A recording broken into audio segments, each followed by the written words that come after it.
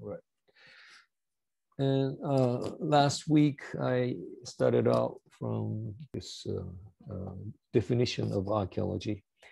And to make it simple, archaeology is a study of human beings of the past.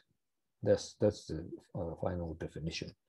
But that's the goal of archaeology. But the method is a little different. And we excavate the site and find the early material, anything, any material, any tools or human remain of the past from underground, and we deal with those material and analyze and build up the or reconstruct the past history of the human beings.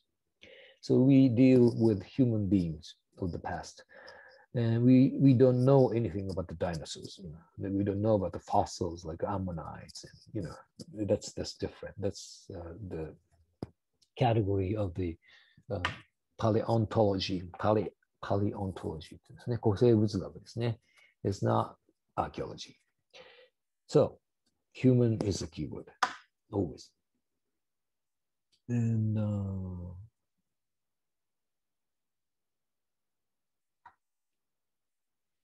And I talked about the history of archaeology, right? And was born in Europe, probably around 18th century. And it came into Japan in what? 1870, early 1870s, early Meiji era, Meiji period. And brought by American biologist. Actually, he was a biologist, Edward Morse.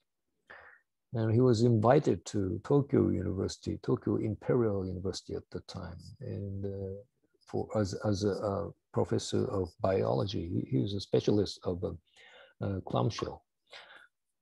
And yeah, he arrived at the Yokohama port. He was on he came on surface boat, and he landed on the Yokohama and used the newly made train into Tokyo area.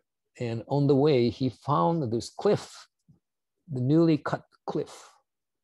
It was cut because of this railroad, in order to install this railroad, they had to cut a hill.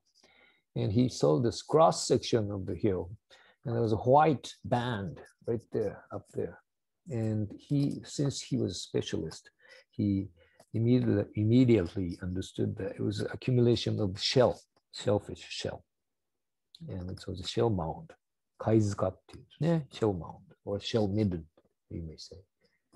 And he was all excited about it. He was not really, I don't know if he was excited about his new job in the university, but he was so excited about his discovery.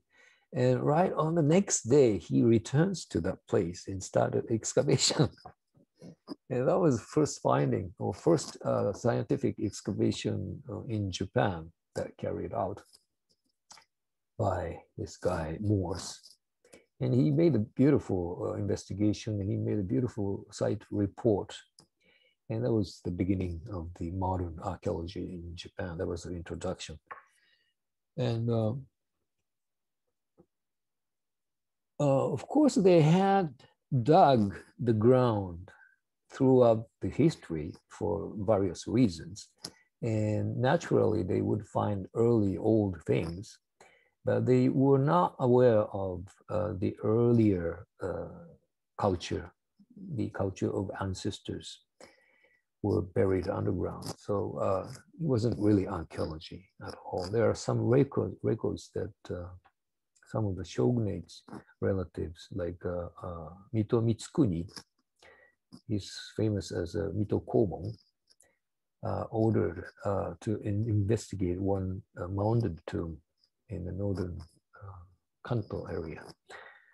And they made some investigation. Probably Suke-san and Kaku-san, his sidekicks, did the excavation, I guess. But they made some records, and some of the mirrors, bronze mirrors, came out from that tomb, Mount Tomb, and it was recorded, and you have literature on that too. But it wasn't anything scientific or scholastic. So anyway. Talked about the history shortly, and went into the variation of archaeology. There are so much variety in archaeology, so specific fields, subfields in archaeology, because we handle the culture and history of human beings, which consists of uncountable uncountable elements, right? Material, spiritual, whatever. So naturally, there are subdivision of archaeology.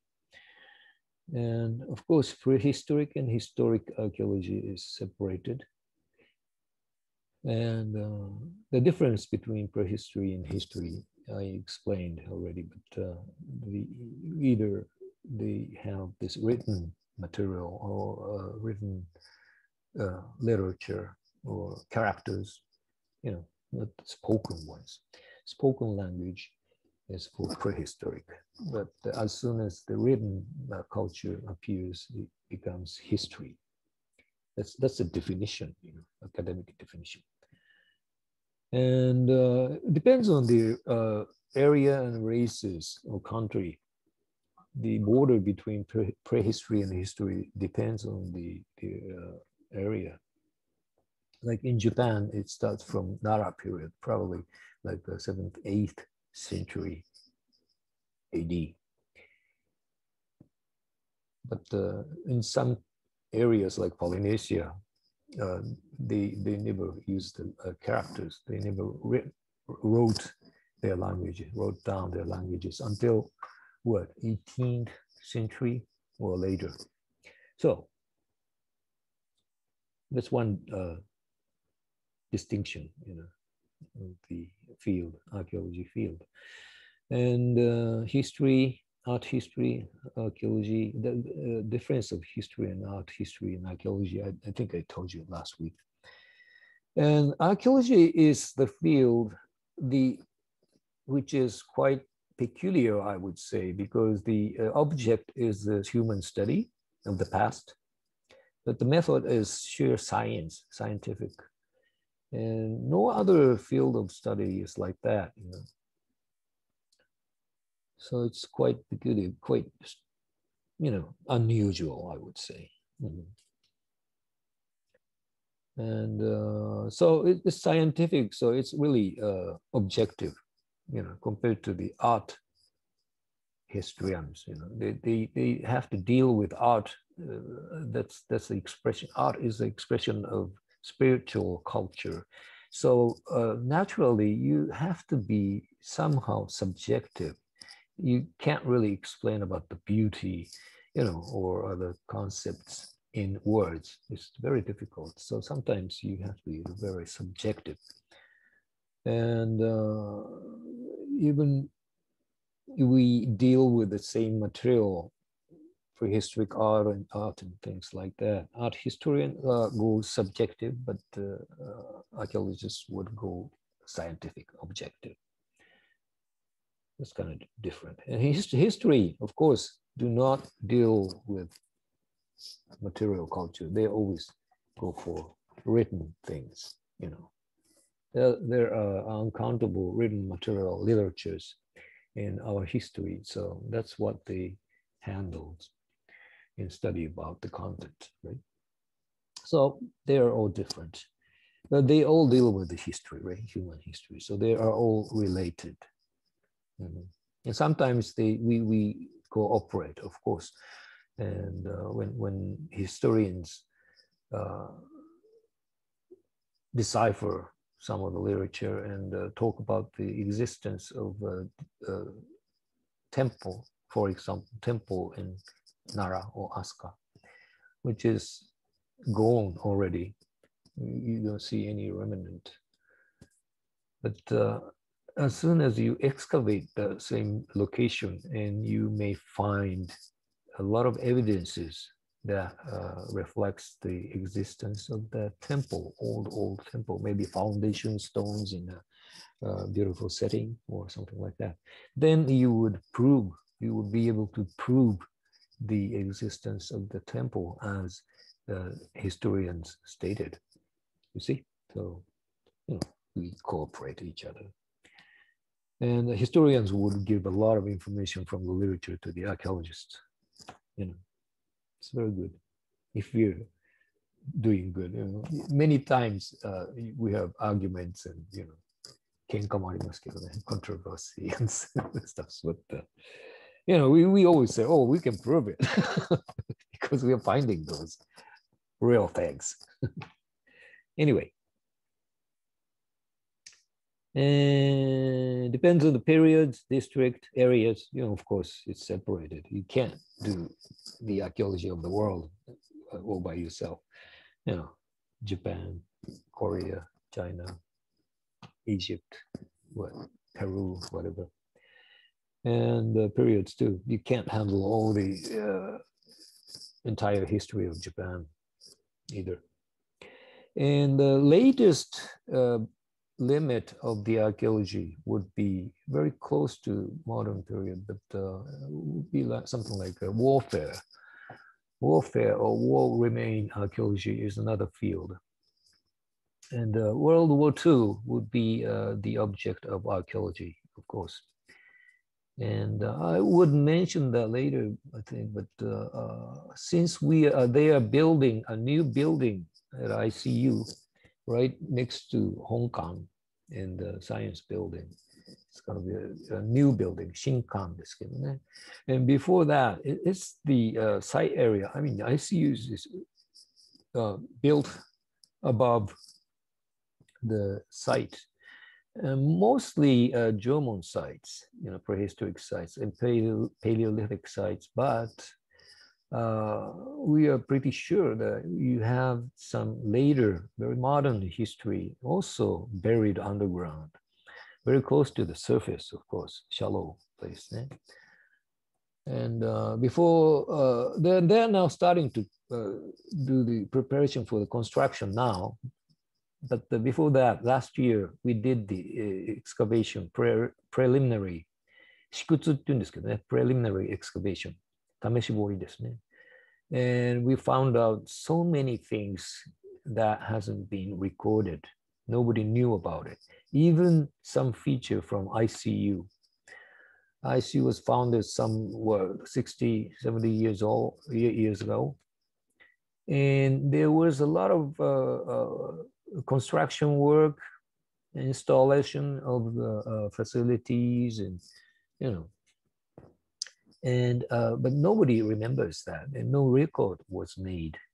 And so as we excavated, we found out so many pipes, dead water pipes, which is not in use anymore, but so many remains of those facilities. And even paved road, only this much underneath the ground. It's covered with earth, so you can't see it now, but if you dig just about this depth, it appeared. I'll show you the picture later. Or you can see it right there if you're on campus. If you come to the west end of Hong Kong, it's still exposed right now. So you can see the pavement with the bricks, very coarsely made bricks. And nobody knew about those, and those evidences just come out as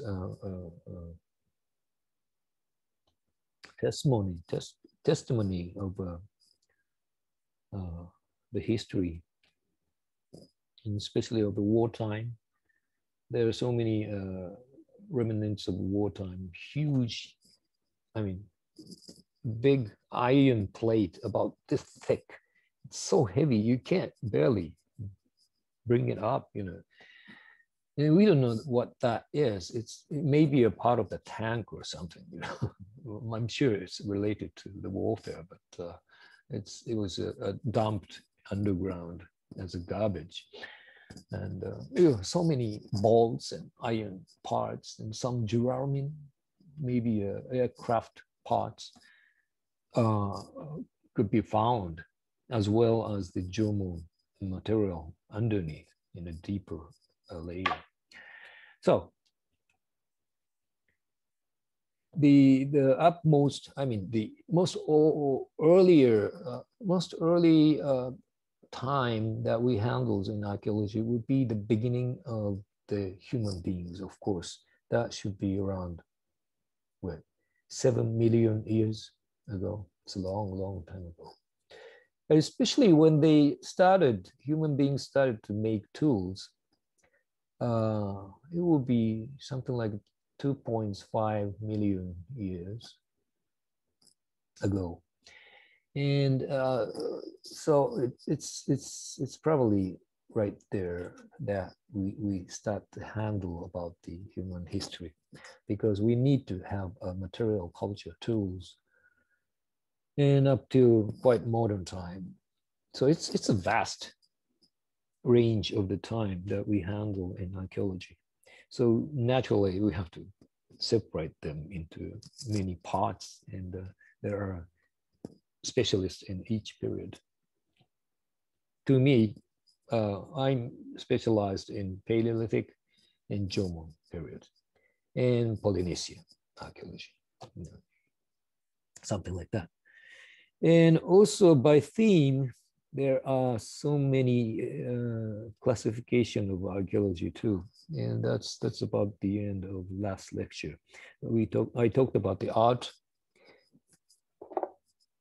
art and religion, and I explained something about, well, it's very hard to explain about the early religion. We don't really have the evidences for that, but from some evidences that we have accumulated in the world, probably one of the early type of religion should be something like animism that I mentioned last week. It's a very primitive form of religion, believes in nature, right, or spirit in the nature. And in the later religion, especially the major religion that we see today, Christianity, Muslim, and Buddhism, they are different. They're quite different from those earlier animism type religion. And I explained that they were invented by human beings as apparatus of happiness. That's my explanation. That's my explanation. I don't think very many people would say that, but I understand them as such. And in order to become happy, you have to self-control, self, なんていうんだっけ、忘れちゃった。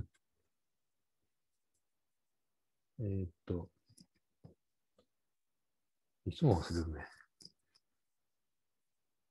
It's not just a self-control. You have to convince yourself. That's what you call believe, or faith.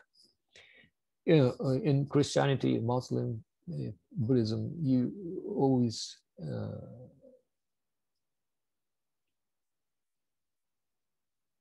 insist that you have to believe, right? Strong faith is a keyword to those religions. You can't doubt. You can't have doubt. You don't question. You just have to believe. That's what they always say. Because you have to control yourself. Mind control. I remember self-mind control. Because there is no absolute definition of the happiness or unhappiness. It depends. It's so relative. It depends on how you think and how you believe. So you can make unhappy people very happy in some ways. And That's the major function of the modern religion. Doesn't have to be Christianity or Buddhism or Muslim. New religion, they are always doing that, bearing the same function. There are for unhappy people, and sometimes cause trouble. But anyway, and so religion is a big theme in human history, of course. And so there are so many material related to religion or features, construction, the Pantheon and those constructions in like a Greek or Egypt, pyramids, whatever that is. And so many features are related, so many artifacts are related to beliefs or their religion and stuff like that.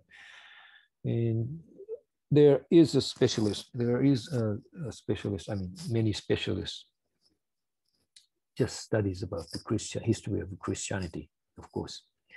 And occasionally they may find a very striking discovery, like a Dead Sea Scroll and things like that. And so many material are still sleeping somewhere underground or in the cave.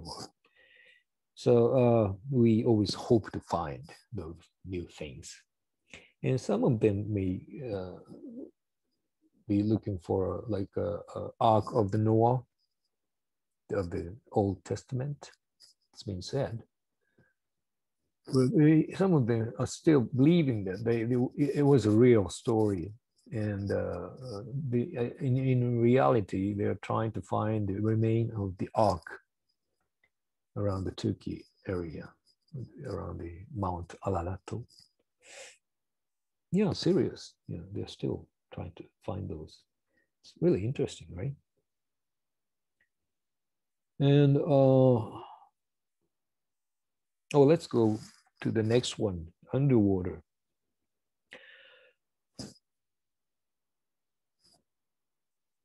Wait a minute. Okay. All right.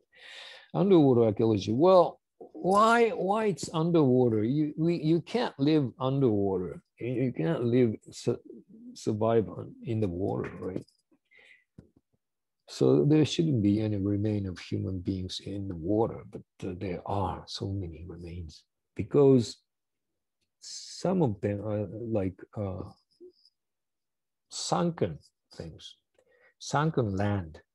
The earth is living in a sense. It's a very huge mass of energy, and the magma is always rotating inside, and that's affecting all the continents, ocean bed called plate. About the plate tectonics. That ocean bed is constantly moving around, pushing the continent. And that's why the area around the Pacific is called Ring of Fire. It's full of volcanic activities, earthquake and tidal waves, and all those calamities. And because of that plate movement, and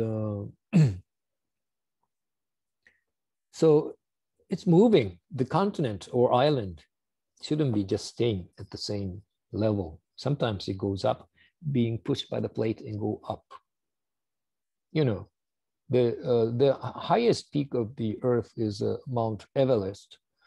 And near the top of the Everest, you can find the fossils of the clamshell, shellfish. That means the top peak of the Everest used to be the ocean bed. It's been raised because it's been pushed.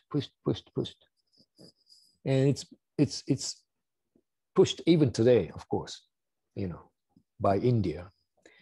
And so they always change their altitude and shape and everything. So sometimes goes down too by those movement, and the land would be go underwater too. And also the climate change would affect this formation of the land, because especially in the glacier period, ice age ですね。氷河期 entire Earth is cold, and because the temperature goes down, especially in the polar area, Nankyoku, Hokkyoku, northern, southern polar area, and the high altitude area on the mountains, it's very cold. And those snow that fell on those areas would not melt and turns into ice. And that's what we call glacier. And it's fixed. The water is fixed on the land. So naturally, the entire mass of the water, the sea level goes down because decrease of the water, and much portion was fixed on the land. Ocean level changes and goes lower in the colder climate. And more probably, well, it depends on the glacier period that comes once in a while, like 100,000 years, every 100,000 years, more or less, glacier period comes again. And sometimes the ocean level would go down like 200 meters, almost like what? 200 メートルは何フィートだちょっと計算できないけど、200 meters down. It's a big difference. And even though it's over 100 meters, 120 meters, then all the landscape changes. For Japanese archipelago, in the last glacier period, there was no ocean between Honshu, main island, and Shikoku and Kyushu. They were all one continent, island, big island. There was only ocean straits between Hokkaido and Honshu. And Korean Peninsula and Kyushu, there was a very tiny straits still. But the other parts, most of the Japanese archipelago was all connected because of the lowering of the ocean level. And of course, at that time, there was human activities in Paleolithic period, and they were wandering around, leaving all the elements of their lives. And after that, after the glacier period was over, the entire Earth was warmed up. And as a result, all the glaciers melted and raised the ocean level. And some of the area that Paleolithic people were very active in the lower area, it's been underwater now. So there are sites underwater. And also another things like sunken boats and ship, they are floating on the water to function, but sometimes you have accidents and you hit the stone and just sink down, and you will have a sunken ship underwater, and so on and so forth. So there is a field called underwater archaeology, and it's been really famous because not only archaeologists, but the treasure hunters love to look for those sunken ship, because many of the ship in the history would have functioned as a trade ship. That means they carried good things. Sometimes they carried money, gold, and things like that. So they're trying to find those underwater. And they do find sometimes. But the archaeologist is not looking for the treasures only, but anything that you find from underwater is the result of human activity, of course. So, and there was a warfare between China and Japan in the medieval period. 英語でなんて言うんだかな、発音がわかんないけど、元寇って、in Japanese 元寇って言うんですけどね。When Yuan dynasty attacked Japan. They attacked everywhere. You know, they even went down to Europe, you know, to expand their territory, and they did. It was a very aggressive type of race, northern China race, and led by Genghis Khan. And some of their branches came down to Japan, all the way to Japan to fight. And as a result, well, Japan won the war because of the some coincidence with the weather change. And there was a storm blowing, and many of the Chinese ships sank because of the storm. And they're still there, even today.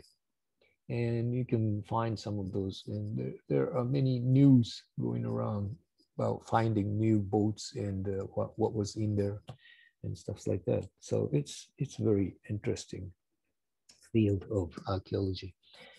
But it's very difficult, of course. You can't live there. You can't be there forever, you know. So you always have to be there with a tank, air tank and everything. And you can't stay underwater for too long. And normally the ocean bed and, you know, either lake or whatever, the bed is covered with mud, you know. So once you touch it, the mud just, you know, fly around and you won't see anything there. So it's very difficult to make any investigation there. So you have to have certain device, certain operators, certain tools, like a vacuum tools, you know, to suck the mud and things like that. So you have to spend a lot of money, a lot of time. So it's very difficult, but still many people are doing this underwater archaeology. Environmental archaeology, of course, you know, human beings' history. Human beings are a part of natural environment. And we have been utilizing the environment, you know, whatever that is, plant, animal resources, mineral resources, water, whatever that is. So environment is very, very important when you talk about human history. We have to always think about the relation between the environment and human beings. So it's a big keyword. Zoology, botany, of course, as I said right now, you know, animal and plants, one of the major sources of human beings throughout the history. Even today, we have to eat. Even vegans, you know, they eat vegetables, right? So we can't live without those. And geology. Geology, of course, you know, mineral and land formation and everything has very close relation to human beings' history. But it's kind of new field in archaeology to speculate the geology only, you know. And geoarchaeology, it's called geoarchaeology. It's a combination of the words. And recently it's been translated in Japanese, and it's called Chi Kokugaku. Strange name ですね。地学の地ですね。Chi archaeology っていうんですね。地考古学です。And, you know, make study about the mineral resources or land formation and the change of those and stuff like that. It's very interesting too. And experimental archaeology is, you know, you have to do it. You have to experiment. Like, I showed this one, this stone tool from Jomon period. It's like a 5,000 years ago. And we call them axe, chipped stone axe, you know, made by chipping the original block of stone. And we call them axe, but it's not axe because you can't cut tree with this. This is a chipped blade. Blade is very coarsely chipped. It's rough, isn't it? And you can't cut the tree with this blade.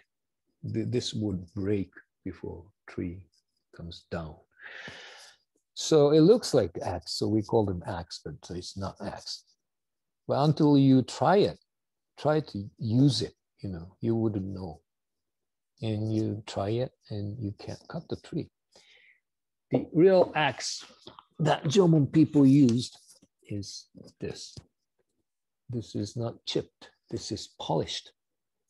Of course, from the original stone block, they chipped to form, roughly form the shape.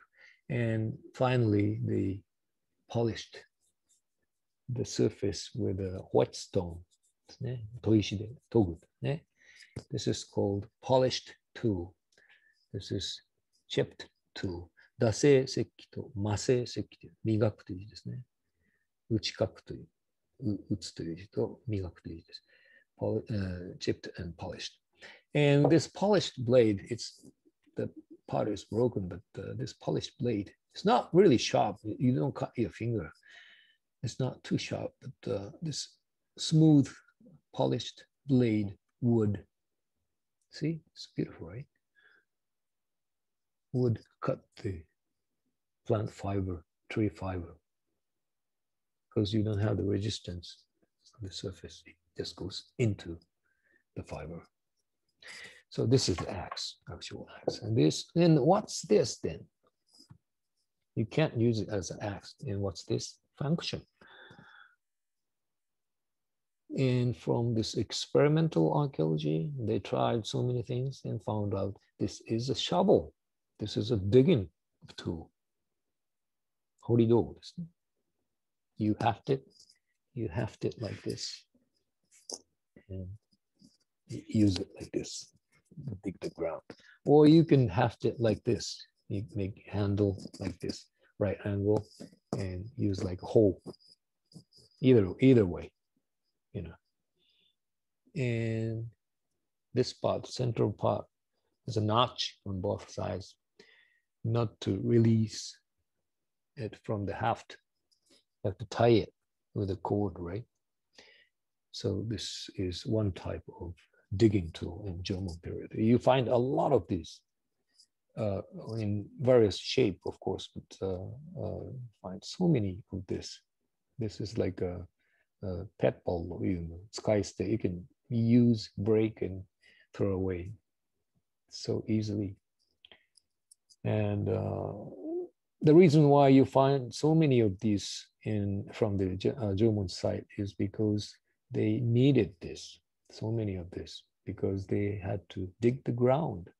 They made so much, they had so much chance to dig the ground, like making holes, grave holes, storage hole, pit, I would say pit, you know, grave pit, storage pit, and pit dwelling house is also a big hole. And in order to erect a post, you have to dig the hole, another hole too.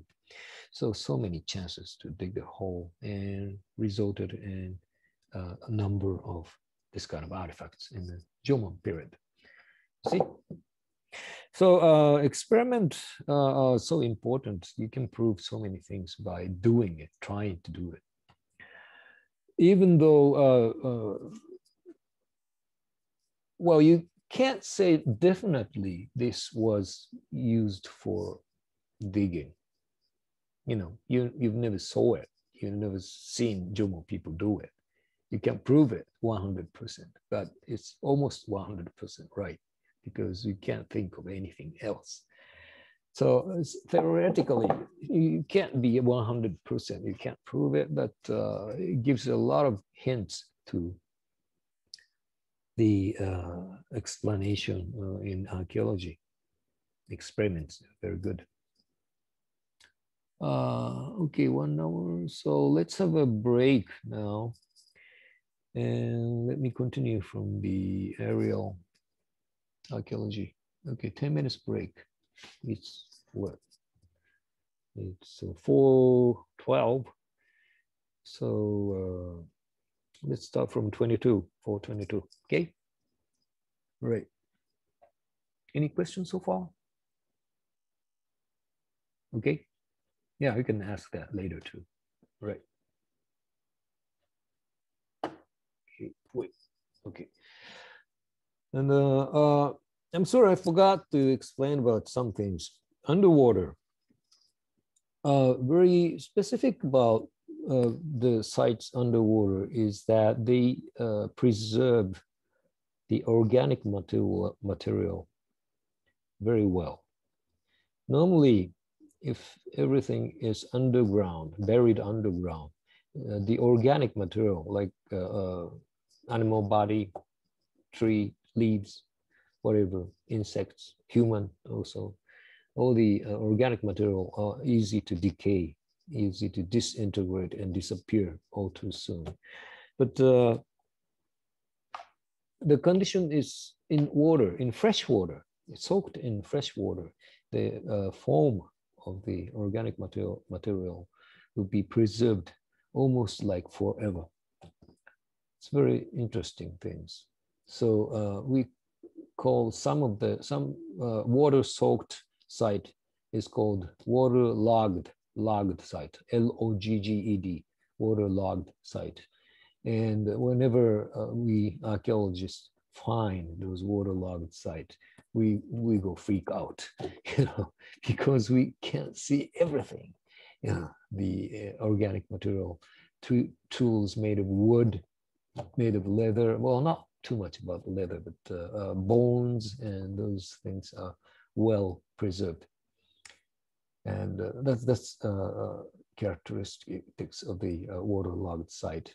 And when I was undergraduate many years ago, in the summer vacation time, I went down to local sites to help excavating a site in Fukui Prefecture. It's a Japan seaside. And the site was just by the river. And the river water always permeate into the site, the layers. So it's soaked. It was a waterlogged site. And you find practically everything, even minute bones of the fish that they ate. And one day I was digging there, all excited to find so many things, not only potteries and stone tools, but organic stuff too. And when I scraped the ground, I found one leaf. It's a maple leaf. The color was red.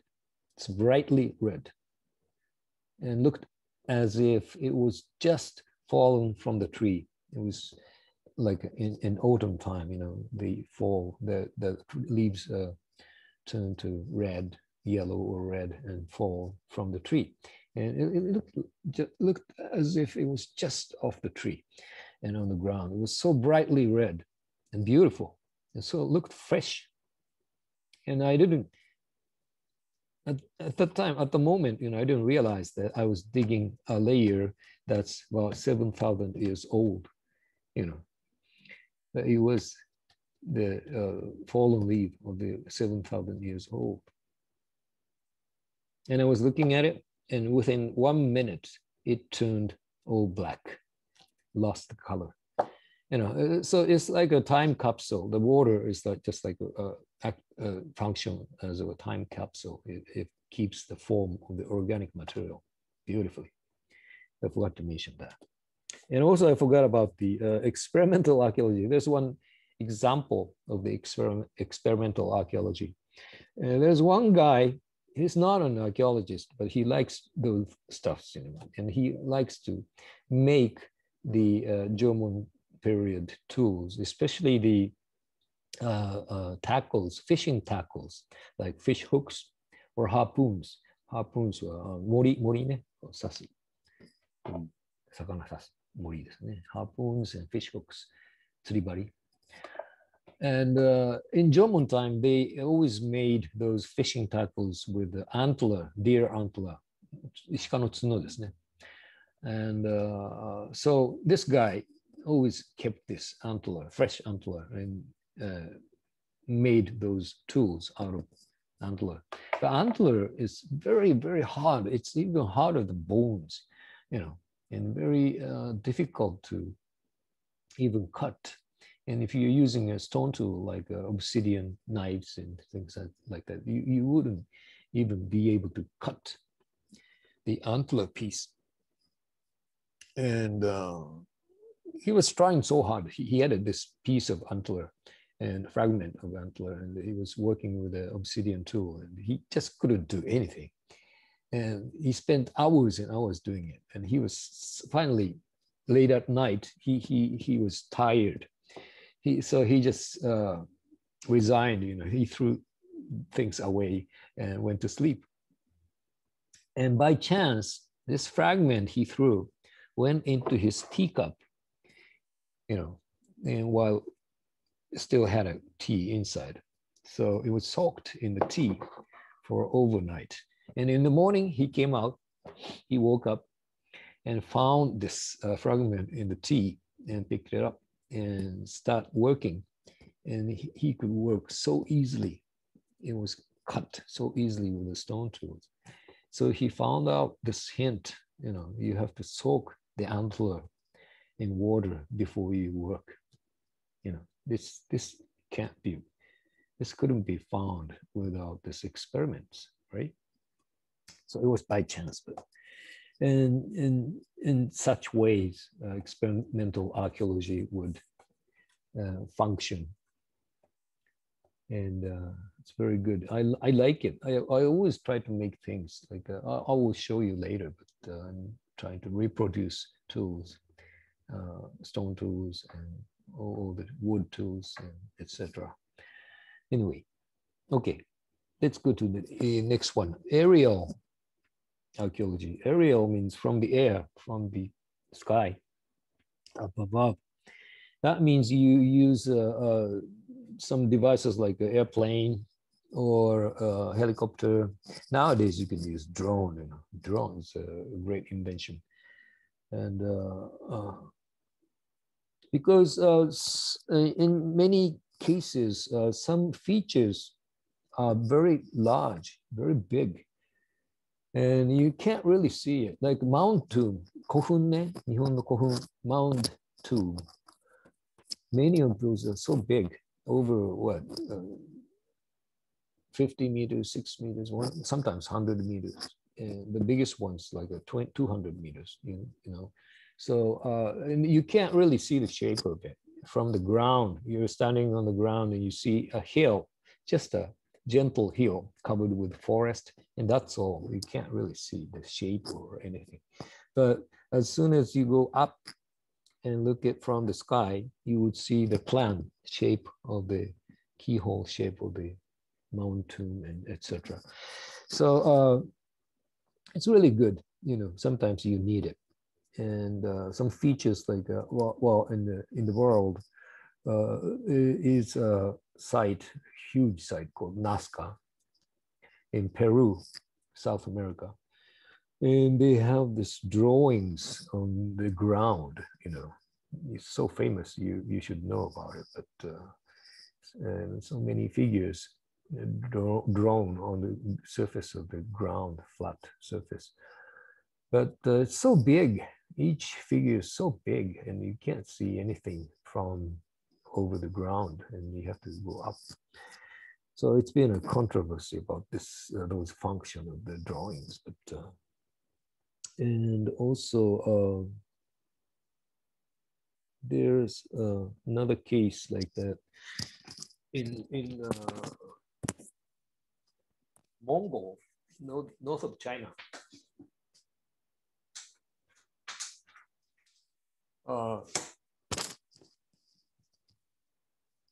I talked about the Yuan dynasty and those northern China tribes with the, I mean, led by Chinggis Khan, very tough guy, and reigned all over the Chinese territory and expanded the territory up till down to Europe even. Middle East and Europe, and it came down to Japan too. But their environment is it's quite north and very cold. And you don't see much tree or forest. The entire land is covered with grass normally. It's a prairie, I think, like environment. So everything is covered with grass, and you don't see much of the features remaining on the surface because it's covered with grass. But sometimes this kind of thing happen, and because it's continent and you don't have a border, and they built up this city or castle, but they always have to protect from the attack of the other races, other groups. So they always built this wall. It's the same story in Europe too. You know, all the old castle and the castle city is always surrounded by a wall, high wall, to protect themselves, right? And that was the same case in the Mongol. And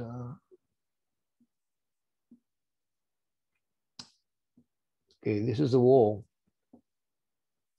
that they built, the protection wall around the city. And after the history, I mean, after it was abandoned, in time, it's been buried. You know, accumulation of earth covers the entire thing.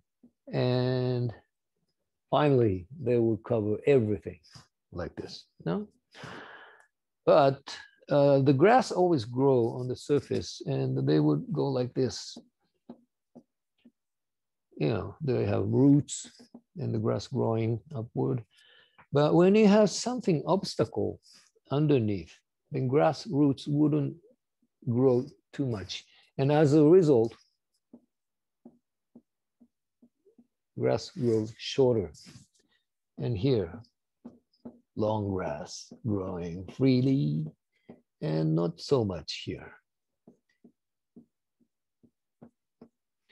So as a result, the entire area is covered with grass. But if you go up and look from the sky, you would see this impression, the depressed area of the grass in square.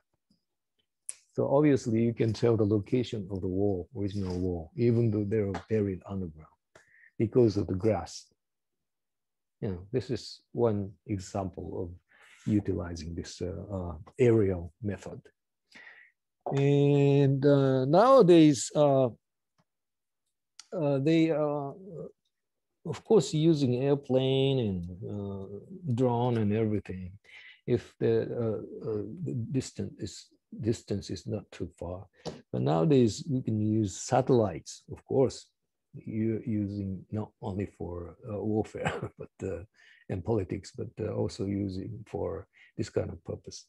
They use satellites, cameras, and in that way, they're finding new drawings in the Nazca area too, even today. And also, they are using this optic cameras, normal cameras from the satellite, of course, but places like Amazon is covered with jungle. You know, you can't see anything on the surface, and even though you have a structure, even though you have what, pyramids and things like that, it's all covered with trees and greens, leaves, and would prevent them from being able to see. It's not visible. But if you use something like infrared ray, Sekigaisen infrared ray from the satellite, then you would go through the leaves, go through the trees, and would be able to, it would make the surface structure visible. And that's another way of making it. It's called remote sensing technology. Remote sensing, remote distance sensing is, you know, to feel and to get the image, remote sensing technology. And those kind of technologies is developing day by day. So we're making a big advance in the satellite technology. It's been used in Egypt too. It's not jungle, but it's desert. It's very hard to see whatever underneath the sand dune. But using those remote sensing technology, you can see, you can find structures underneath too. They're using it even today. So aerial archaeology is one great area. Yeah. Theology. In the history of archaeology, I explained about these developments of methods and theories, in order to explain about the human lives, human culture, you have to have certain logics to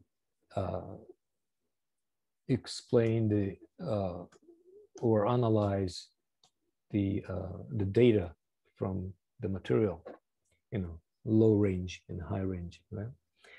Low range is a material, and you have to have certain logics in between the material and the human beings. And that's middle range theory that I mentioned last week. And that's one of them, theology, archaeology. And they are trying to develop so much of new theories and logics about deciphering, explaining the data. But I don't think it's very successful even today. They're going into very, very difficult, very complicated area of, it's like playing with words, and it's not really effective, or, well, they're going really kind of off the reality, only ideas, just develop. So, but still they're trying hard to find out the good method of explanation. That's theology. Ethnology, or cultural anthropology, I talked about last week. That's the same thing, almost the same thing. Ethnology or cultural anthropology is a study of the present human beings, right? The people who are living right now. You go into their society and observe and record everything, whatever they do. So, as the Binford took this advantage of ethnology and tried to use it for explanation in archaeology. And that was my explanation last week too. And so ethnoarchaeology is another field that's been established quite recently, ethnoarchaeology.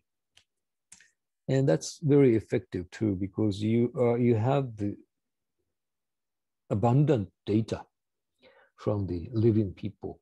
Like, if they are using and making this kind of tools even today, you can see how they make it and how they use it, how they haft it, what do they use for, everything you can tell.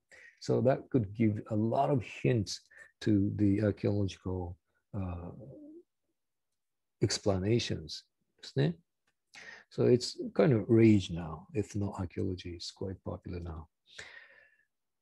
Statistics handles figures only, numbers and figures. You're all day long in front of the computer and using Excel and other software. But it's really important because you can accumulate data. You can measure the size of these kind of tools, and hundreds and thousands of these kind of tools could be figured in data, measured, and give all the data, weights and everything, right? And you can't just do anything with raw data, but if you start treating them, handling them in statistic way, you would find a lot of new data, tendency, like popularity of the shape, proportion, and weight, and size, and everything. It could be expanding. The size may be expanding as the time passed, or something like that. So it's very important field of study too, statistics. You can't just tell those things from just looking at data with your eyes. You have to use computers. And astronomy. Yeah, I explained that last week too. Astronomy looks quite far from human, but it's very, very closely related to human lives. Even in the old time, very prehistoric time, they had to have this calendar because they were living with the nature. And nature changes along with the time, the seasons. In order to tell the seasons and define the seasons, you have to have this certain calendar, standard of a time. And the best one would be the astronomical data. Sun, movement of the sun and moon and the stars. Okay. It's really, really interesting and important things too. So you have to really think about everything, practically. Okay. Any question or comments so far? It's okay. Okay, let me go forward. And I have posted the second keywords. That's methods of archaeology. But I made some mistakes, so I posted the new one now. It looks the same in the Moodle, but there are new now. So please look at the new one later. You don't have to look at it now, but wait. This is, what I changed is the top part. Field archaeology and laboratory work, I changed the order and things and added a little bit. So don't worry, I'll explain that now. Let me see, which is there. Okay.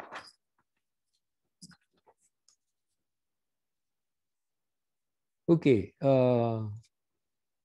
methods of archaeology. Well, we talked about the definition and all the backgrounds, history, and types, and all the classifications and stuff. But then how we proceed this archaeology. And the very first thing is we have to excavate the site. We have to find the material. Unless we find these kind of things, we can't do archaeology. This is our source, direct source of the study. So field work is one of the major thing in archaeology. And if you are weak, you can't do archaeology. I mean, you can, but you can't go out to the field and have fun excavating. It's a labor, sheer labor, physical labor. And but the very important thing is wait a minute. And the laboratory work. Oh, I forgot. Laboratory work.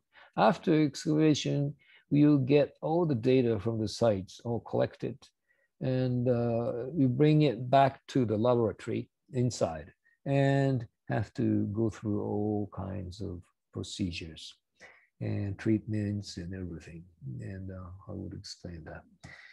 Okay, the first thing, the very fundamental and the most important thing in archaeology, in excavation is excavation is destruction of the site. This is a sheer fact. As you excavate, as you dig the site and find things, you you remove the earth on top and you find things. Oh, this is an artifact. And what you do, you take it out. It's been sleeping there. It's been lying there for 5,000 years since the German people dumped it, left it, And now you're taking it out. The fact that it's been there for 5,000 years is going to be lost right there, right at the moment when you take it out. You have to take it out because you have to make study, right? So that's what I mean. Not only this, but when you excavate, you have to think that you're destroying the site. You know, what you should do. So what you must do is recording. If you take this out, you have to leave the record that this was existing in this very spot. So you have to do map making and shoot photos and drawings and everything, whatever you think you can think of, and leave the data recorded as much as possible to avoid the destruction of the site. You know, you have to destroy the site in order to investigate. Then you have to record them, right? That's the most important thing about the field work in archaeology. So that's what we call data recovery. It's not only digging. The most important thing is not digging, but the recording, right?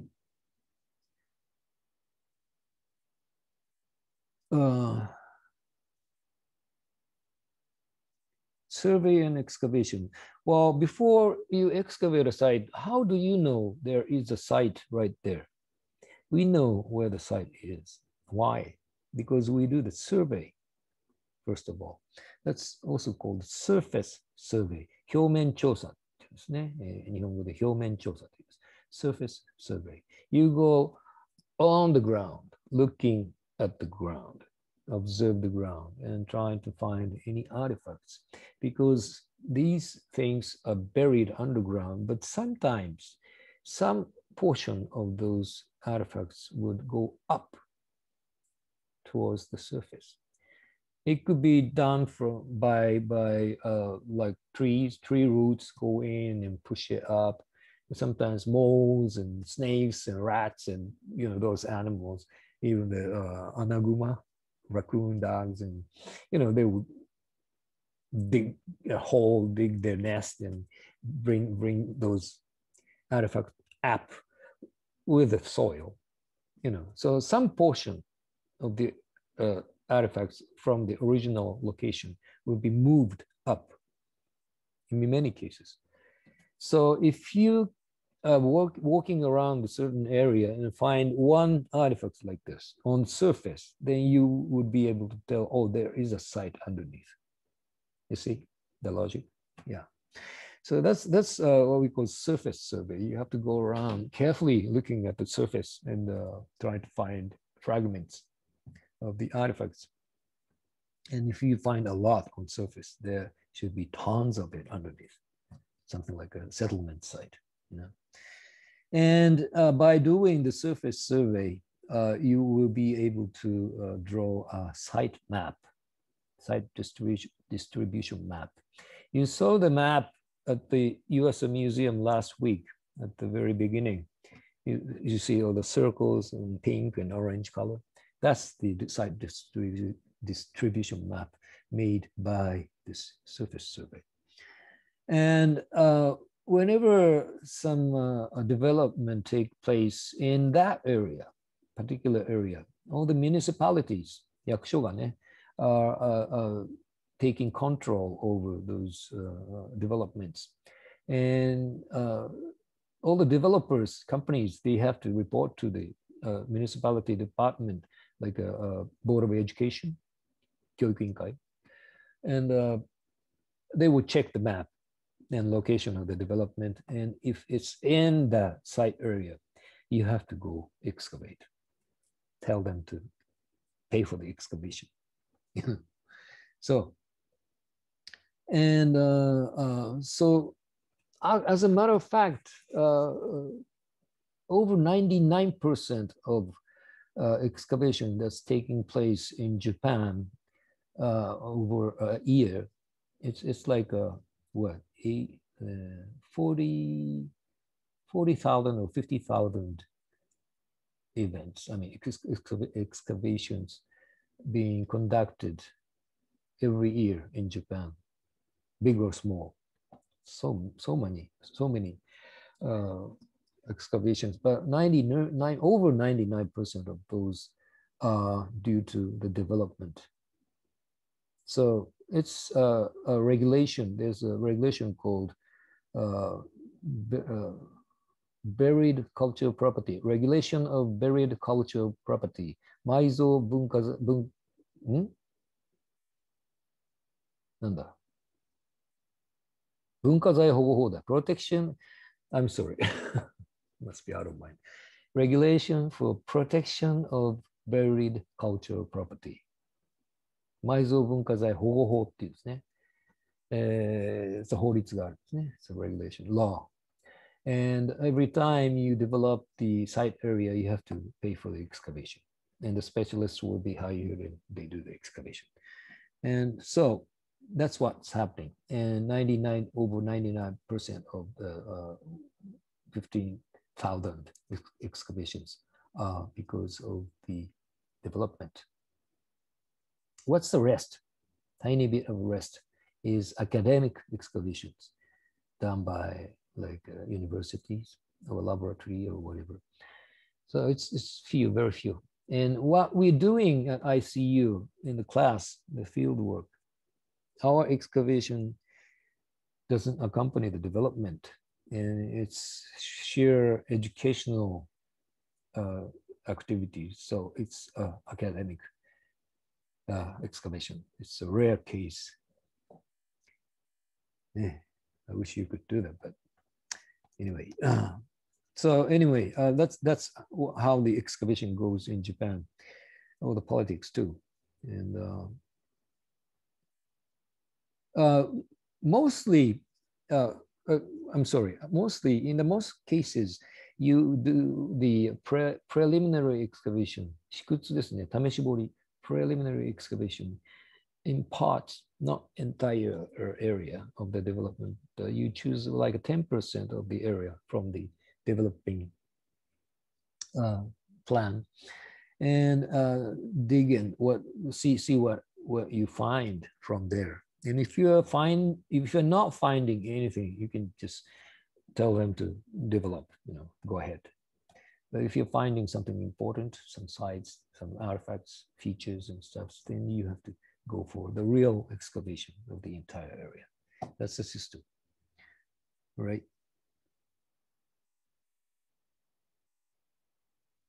And according to this law, the regulation, those who made the cause for excavation has to pay for the excavation. So all the developers, whoever that is, has to pay for the excavation. It's a big money, You have to hire a lot of people, manpower. You can use machines, but not only for a certain degree. And main part is done by human hands. So you need a lot of money to excavate. And if you want to develop the site area, you have to pay for it. So in many cases, they resign developing nowadays. But it's a bad kind of regulation.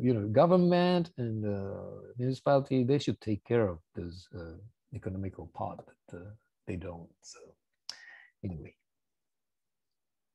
that's the regulation. All right, and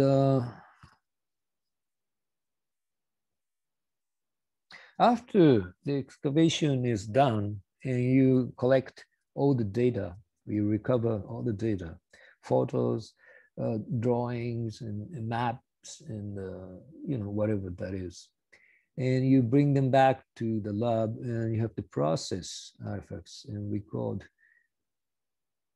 data. Oh, I've been forgetting about showing you photos. Which one this is? Just a minute. I'm opening this PowerPoint. Right.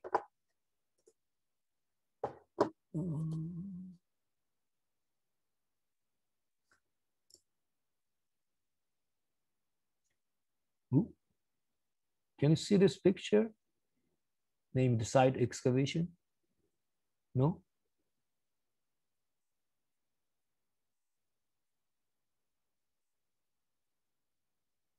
Do you see it or not? I don't see it. Okay, all right. So this is a site you were supposed to dig. You were. I'm sorry, you can't do it now, but this is in the forest area of the ICU. This is ICU campus, believe it or not.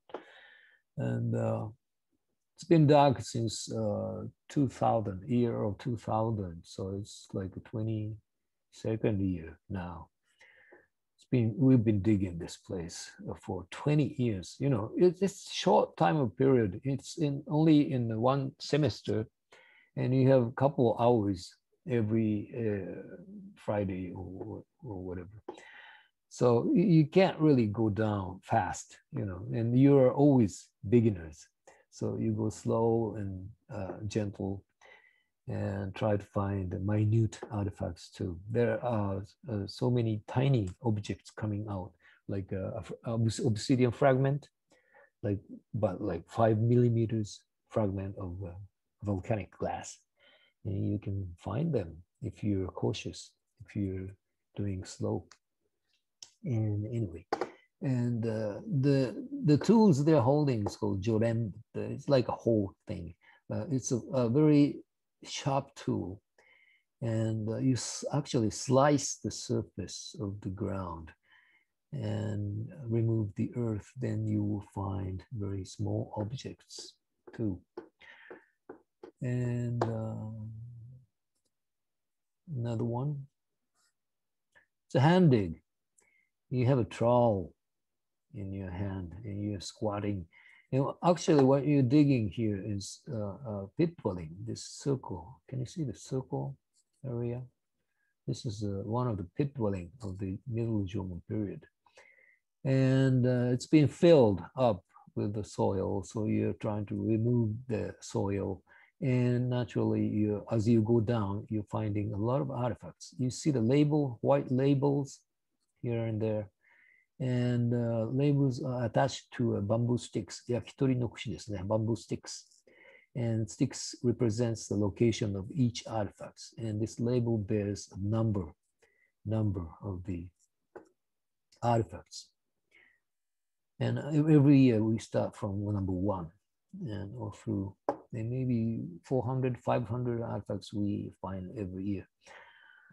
And this is how you dig the site. It's very slowly and gently. And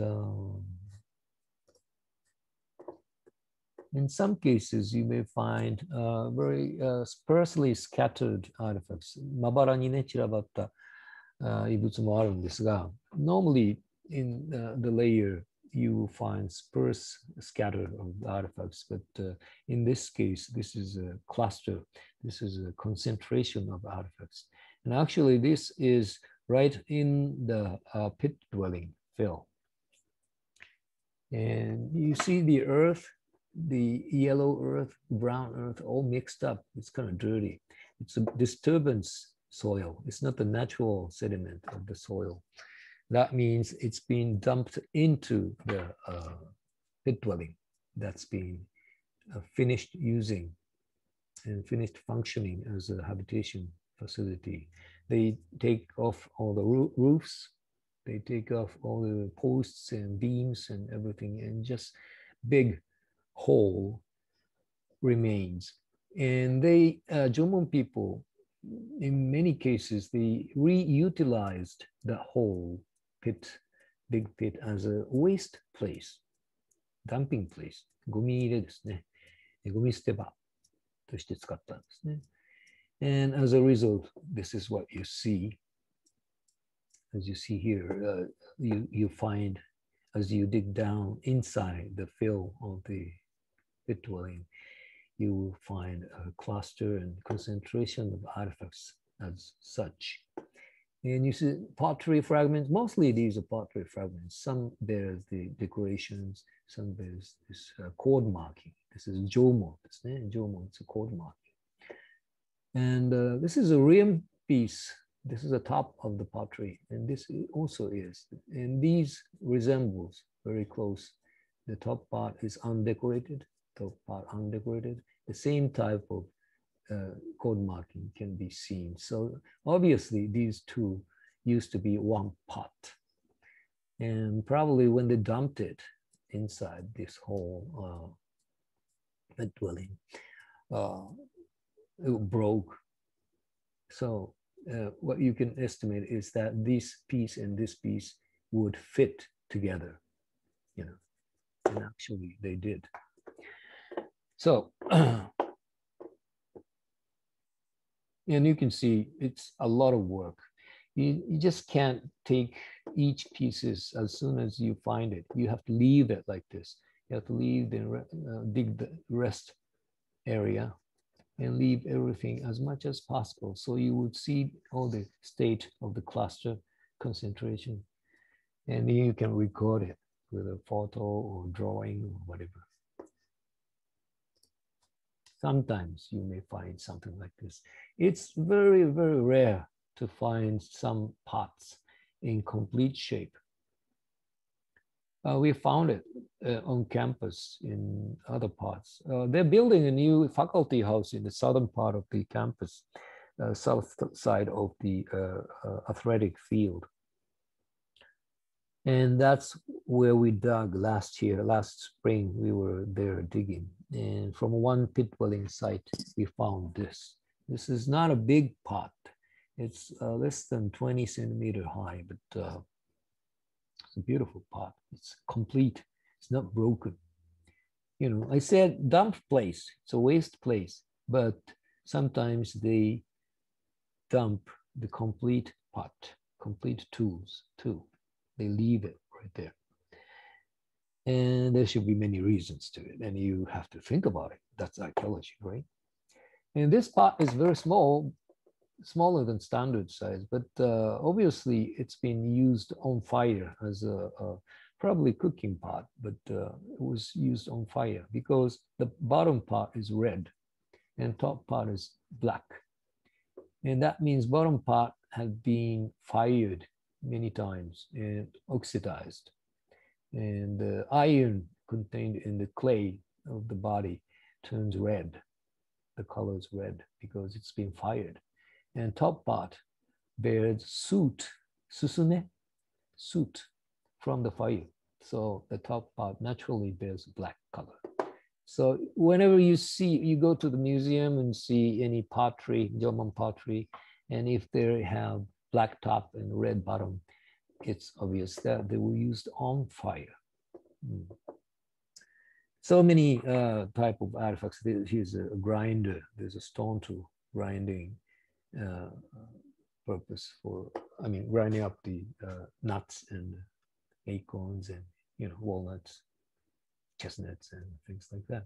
It's also left there on the floor. It's a very interesting site. And recording, you have to record everything, whatever you find at the site. And you see all the labels. Under the labels, there are artifacts. Each label represents one artifact, right? And you excavated and found this scatter of the artifacts. And now you have to record the location of each artifact. And there are many devices of recording it, but most popular one, well, nowadays they don't use this because so much technology developed, and they use razor utensils, razor machines to measure everything. And at the instance, you just press the button and you will get the three-dimensional data in a second. So they always use those professional excavators. They always use those machines. But this is very good. This is plane table method. It's just a board, a flat board. That's why we call plane table, and tripod. And there's a little piece of metal like this, and measure and a stick, and that's all you have. Oh, and the pencil, what you need. It's very simple, and you don't need any electricity, no battery, so you can bring it over everywhere. in the desert, in the jungle, whatever. And you don't have to worry about the expiration of battery, you know. So this is very, very excellent method, I believe. And this method was invented in Japan by a Japanese army. You know, they used to do all kinds of measurements. And it's so useful that every time, like whenever I go work in Hawaii, you know, Hawaiian archaeologists would say, "Oh, bring me some plane table set," and I always have to carry them around. But anyway, so we love this method, and it's very simple and it's very easy to handle. The principle is very easy, so even students would be able to handle like this, you know, students measuring the location of artifacts.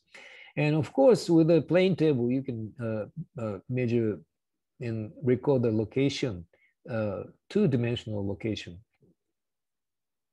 of the artifacts or whatever. It's a plane, you know, recording. But you need this three-dimensional recording. The third dimension is the depth or altitude, I would say. And this is another device. This is a monocular, actually monocular, that turns in level, always keep the same level. It's a very good machine. And by using this, and also you can't see it here, but you have a big measure called stuff or stadia. It's a big ruler of about 2 meter or 3 meter long. And you stick it right above this artifacts, and you read the figure, and you would measure the depth from the machine. Oops. And that's how you get the depth of the artifacts. So with the plane table and this monocular automatic level, we call level, reberu, we get the three-dimensional data of each artifacts or each points that you're measuring. And sometimes like features, pits, pit dwellings, whatever, the like outline of pit dwellings, the plan of pit dwellings, you can also measure in this method, right? So it's pretty useful. You're supposed to do it. You were supposed to do it at the site. Okay. All right. After the field work, you come in and start processing artifacts and other recorded data. You have to start out from washing artifacts. You know, they're muddy, dirty, so they have to be washed and cleaned. And drying up. After drying up, you label each artifact. Let's see.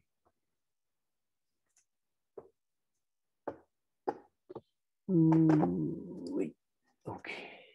Here's the polished axe, and you realize there's a writing on it with the tiny characters, and gives a site name and numbers in the areas, certain zones and stuff like that. You need a minimum data written on each artifact. And this is what we call labeling. And we have to do that. Okay. And after that, then we would classify artifacts into stone tools and potteries and others. And also among pottery fragments, you try to find the same pottery, you know, fragments from the same pottery, the original pottery. And you would try the fitting of the artifacts. You see, they're all fragments when they were found. Only the base is in complete shape, but this is a rim area. And you try to fit them together and you find this kind of cluster. Then you glue them together and reconstruct the original shape. And in most of the cases, you would see vacant area.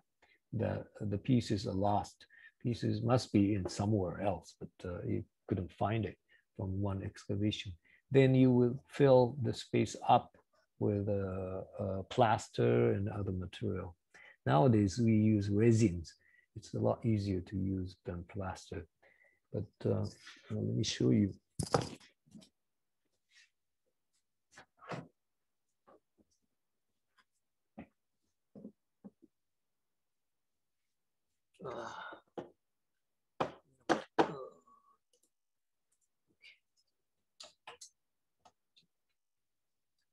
It's a pottery. It's a small one. It's about 20 centimeter high. It's smaller than standard size. So you see, these are fragments. This piece and this piece fitted together. They were all together actually when we found it. So it wasn't very difficult to fit them back together. You know, all the pieces are glued. And we haven't finished gluing. So here's another piece, the same part, you know, would fit together like this. See? Like this. And we would glue it. And there's another base piece. It would fit like this. So it's almost complete, right? But still lacking some parts. So eventually we have to fill it up with other material later. So this is fitting and reconstruction of the parts. And stone tools also.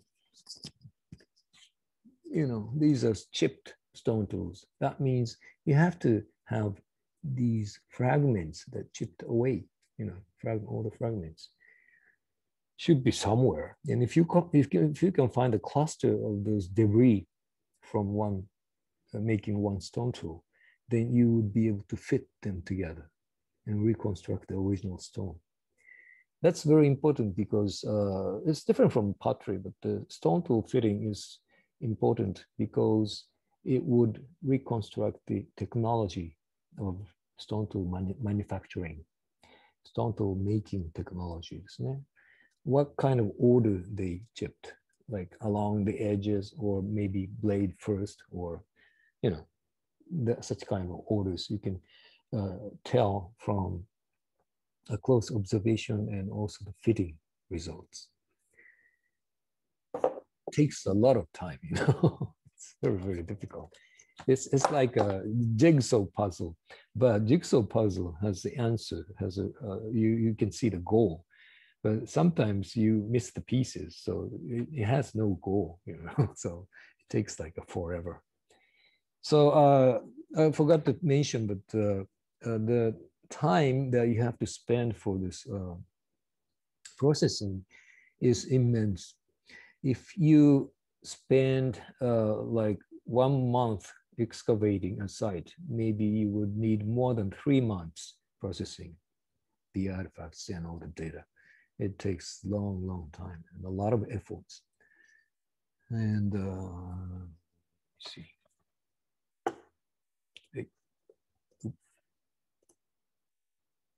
Okay, that's a fitting.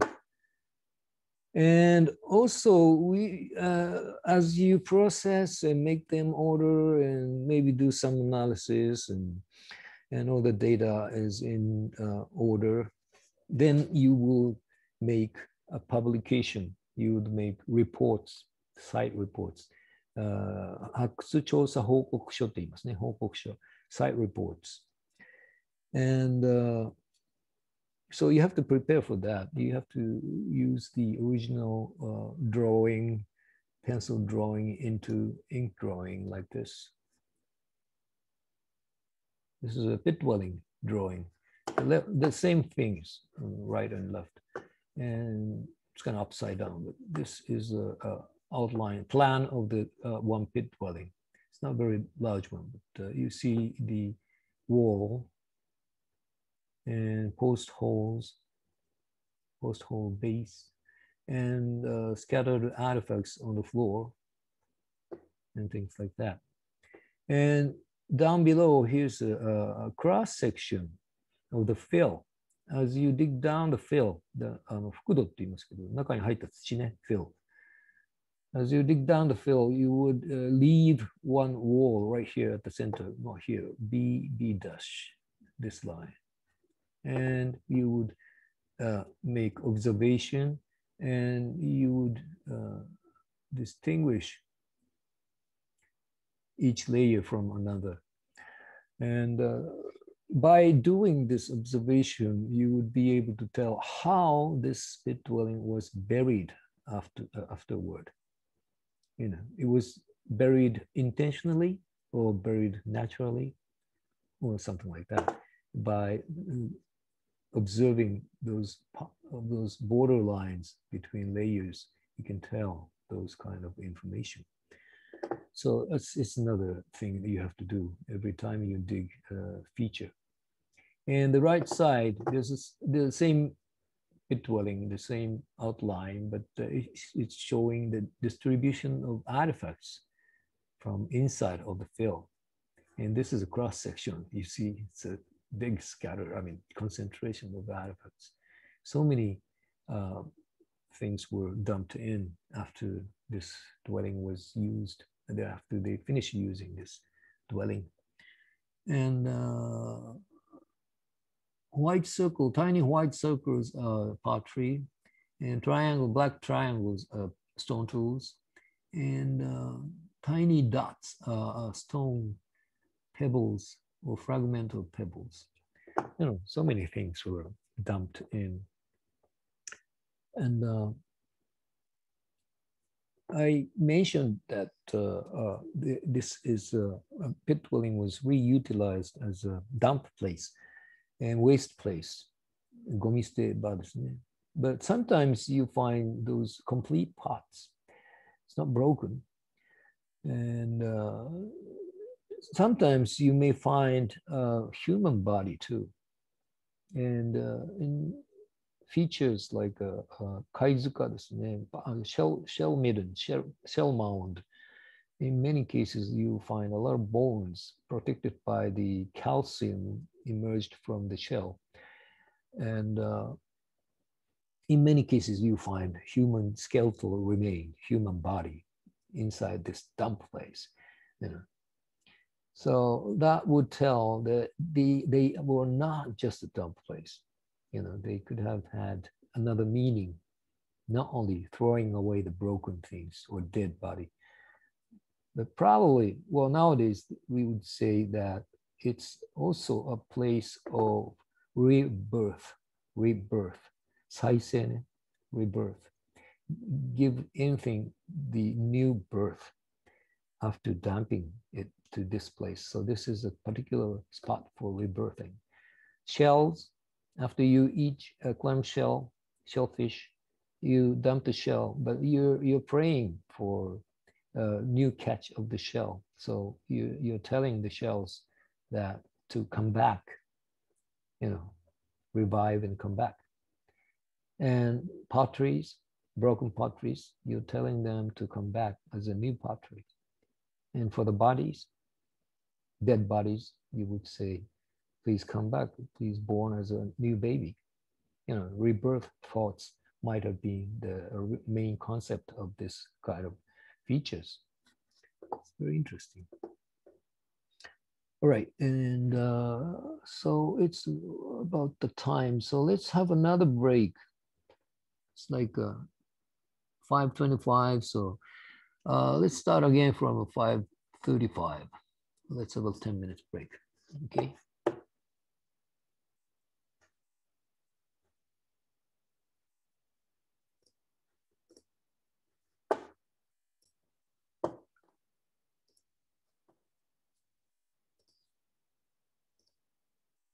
Point.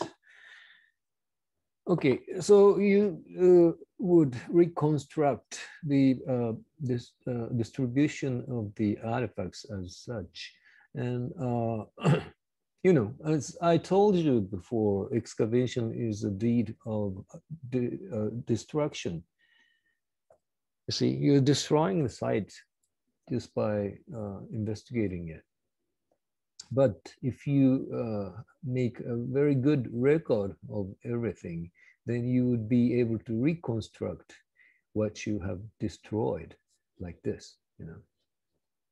So you can obviously see that this distribution is a fact that had been kept for over 5,000 years, right? So it's really important. And from this distribution, you can tell certain concentration of certain artifacts or sparse area, and you will be able to reconstruct the activity of the human beings, how they dumped the stuffs into this pit dwelling after use. And from this cross section too, the lower artifacts, this is upside down, this is lower, this is a floor. The lower artifacts and the shallower artifacts are different, obviously. And maybe pottery types are different too. You know, these are later objects and these are earlier objects. So there must be time gap between those group of artifacts. And that's another key to construct the chronology. I'll explain about chronology pretty soon, but the time scale by material, you know. And so these data are so important, and you would reconstruct it and make it clean like this. You know, this is traced. Original map was traced with ink. Well, nowadays you use computer too, but we used to, well, my generation, we used to use the drawing ink, hand drawing.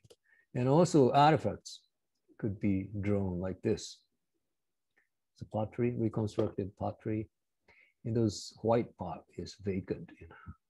You don't even have the pieces. So it's really a graphic reconstruction. And stone tools as such, you know, this is another type of stone, chipped stone axe, which is a digging tool, shovel. And you have to make this kind of drawing too. This is very tough. You have to know about the stone, and you have to know about the stone tool technology and things like that. So obviously it takes a lot of time. Anyway, so accumulating all these data and put them in order and try to analyze all things. And also you would have invisible data, very small, minute things that you can't see. They are also included in the soil, and such as what pollen, 花粉ですね, pollen of the plants, and something like diatom, queso って言うんですけど、まあ、I'll explain that later, of course, in detail. And those minute particles are abundant in the soil, but you can't see it while you're digging. So you always do the sampling of the soil and send it to the laboratory of the scientists. And they will do all the analysis and find out all the data. And those data are very, very important too, especially when you are trying to reconstruct the environment. We call them paleo environment. 古環境、古い環境ですね。古環境、paleo environment. And we always try to reconstruct the environment of the, such as Chomo people. You know, what kind of forest they were surrounded by, what kind of grasses, what kind of plants they were eating, you know, and so on and so forth. So nowadays, you know, you can use all kind of data and pile them up, put them in order, do the analysis, and maybe give some explanations to certain features and artifacts and their alignments and everything, and publish it as a book. So when you excavate one site through and spending time and energy, you will make one book. We will publish one book, one site, one book. So, you know, every year, 15,000 sites have been excavated, and every year 15,000 site reports are published, big or small. So there are immense, gigantic number of site reports accumulated so far. And one archaeologist can't handle it, you know, it's too much. So it's another problem. So we were now talking about the digitize, you know, those, but you know, it has merits and demerits. So we'll still stick to the paper publication too. All right, and so after you publish it, archaeologists would collect all those data, collect all those site reports, and use data in order to proceed their study. You know, depends on his interest, her interest, and that's foundation of archaeology. You don't have to. I mean, you have to have site reports in order to do the archaeology, right? So anyway, that's how it goes. And after that, sometimes there are features and artifacts that you have to really preserve. Something really valuable in terms of history has to be preserved. You can't just destroy and record it, and not only that, but you want to preserve something. This is one example in Okinawa, Southern Island. And it was a sand dune site of almost like a Yayoi period in the main island. But it was a burial place in the sand dune. 砂丘でね、埋葬お墓があって。And you see these arm bone of the dead body, and these the bracelets made of shell bracelets. 1, 2, 3, 4, 5, 6, 7 bracelets. In this is a female, so in her arm. And this is very rare case that you find something like this. So they wanted to preserve it. So they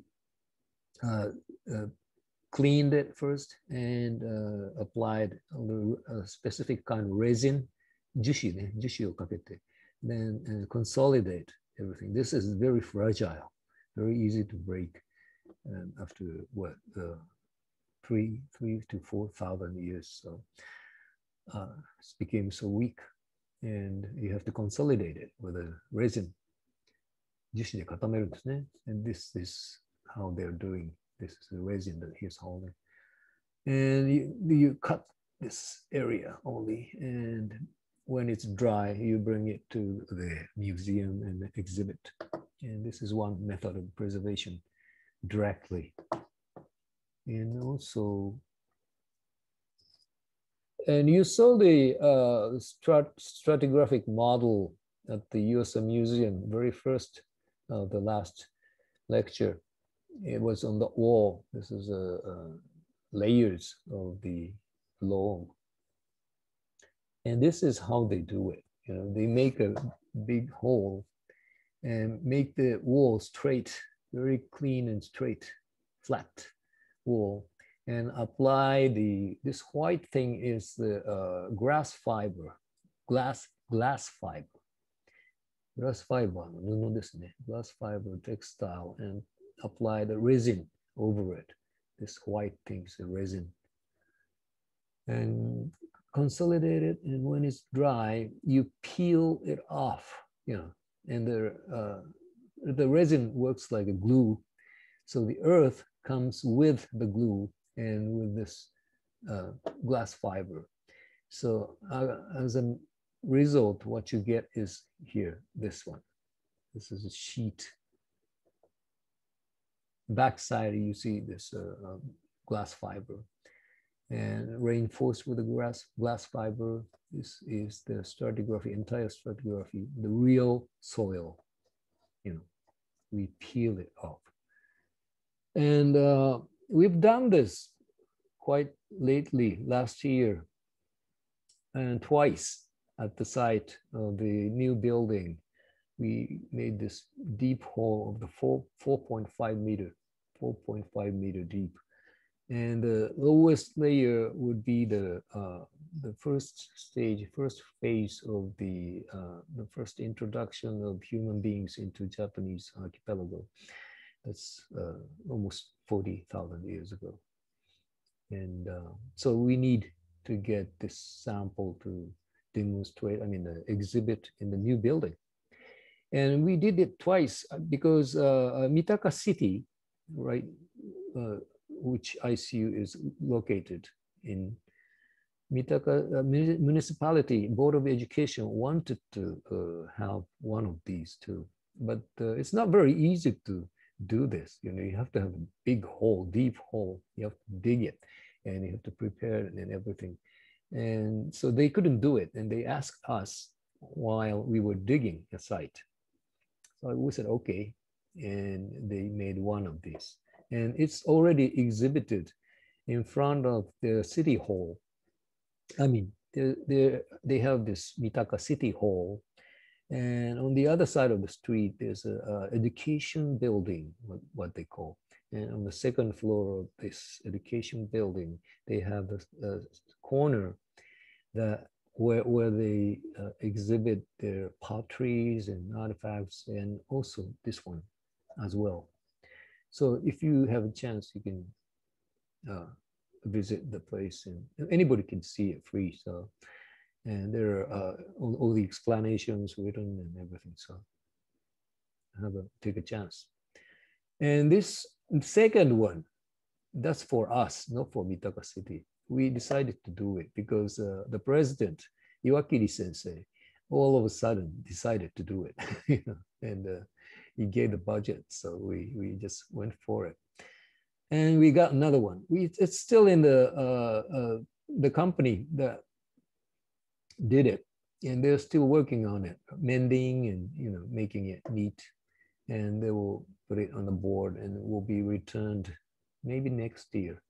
And it's going to be put up somewhere in the new building, so you will see later. Okay, this is another way of preservation, you know, it's preservation of the layers, earth sediments. Okay? And also, not only preservation, but reconstruction is another thing. Sometimes you're not just excavating and collecting data only and make site reports only. That's for archaeology. But also archaeology has to be something good for normal people, nations, you know. And you would be able to explain about the, for example, a pit dwelling, as you see. And it's all explained in the site reports, but it's for specialists, not for everybody. Everybody would not understand at all about what this is. So sometimes it's very important to reconstruct these features. And this is a reconstruction, one example of reconstruction in a Tohoku area of the pit dwelling. You know, there's a pit underneath, and it's all covered with a roof and entrance and everything. The roof is thatched, you know, grass roof, but also the grass roof is covered with earth. And we used to believe that all kinds of pit dwellings had a thatched roof, grass roof. But nowadays we believe that they were also covered with the earth on top, because we are finding some evidences for that. Some of the pit dwellings were torn down with a natural calamity, like a volcanic eruption. And some of the settlements were destroyed by eruption in northern Kanto area, Gunma prefecture. And we found the accumulation of a layer of the soil inside the pit dwelling. And they also found a layer of charred, 炭になったね, charred grass roof layer. And on top of it, they had a very thin layer of earth, which is different from the covering earth. So finally, they decided to explain that they were all covered with earth, like that. So it's reality. You know, you see something like this, not this one. You don't get any image from this. It's just a hole with a lot of artifacts in. But if you see it, you would be able to tell these were houses, right? So mostly the educational purpose is the main thing for this reconstruction, but for not only kids, but for everybody, you know, would get images and ideas about how people were living at the time. Not only houses, but those landscape, the entire landscapes were very important. You get the better image about the Jomon period and Jomon culture and their lives. Also, the Mount Tomb, Kohun desu ne. And there are hundreds of thousands of Mount Tomb in Japan. And the Mount Tomb period is after Yayoi period, right before the historic period.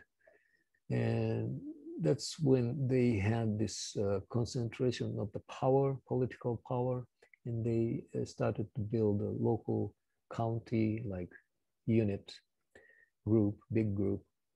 And those leaders were so powerful that they would use people to build his own grave tomb like this. And there are small ones and big ones, as you know. And this is fairly big one, you know. It's like over close to 100 meters in length. But they are old things. They're like 7th, 8th century AD. So nowadays, as you see the tomb, you will only see a hill, gentle slope of the hill, and all covered with a forest like this area. You know? You wouldn't see any tomb-like shape or anything. So this is a reconstruction of the tomb, original shape of, and construction, even figure of the tomb. You can see the round end and square end on this side. This is a keyhole shape tomb ですね。鍵穴と英語で言うけれども、日本語では前方後円墳って言いますね。前方、front square, back round, 前方後円 tomb 墳ですね。And they, from the archaeological evidences, they learned that this entire surface of the tomb was covered, paved with stones, round stones, neatly, very beautifully. And they were all collapsed now, but they reconstructed this surface pavement. And also, they found a lot of fragments of the haniwa, the clay figures, you know? But they used to be aligned on the edge of each part, you know, like this. And they served for ceremonial use and so on. And you see all the fragments and all the excavated stakes, and they're all torn down and collapsed and in fragments and scattered.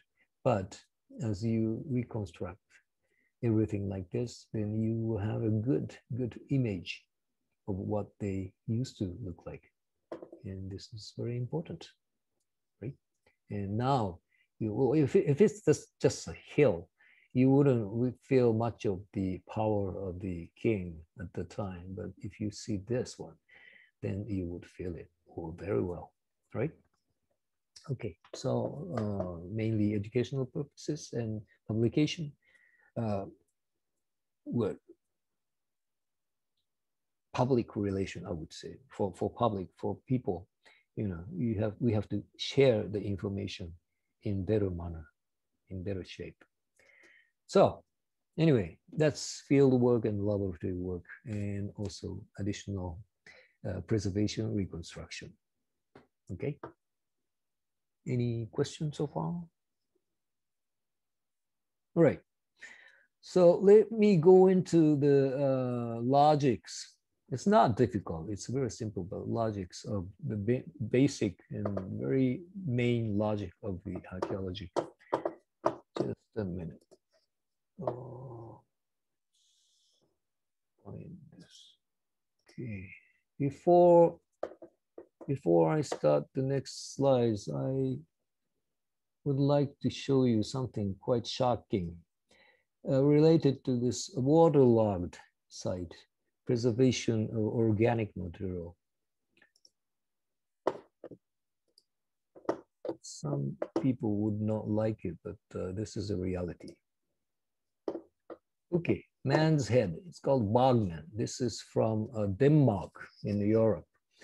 And it's kind of chilly, cold area. And they have many lakes, and lakes, of course, water filled sites abundant underneath the lake. And some of the settlements, early settlements, have been found from there. And many bodies like this were found. And this is a middle-aged man, maybe higher age, but his head. And he seems to be executed for committing adultery or something like that. That's their explanation.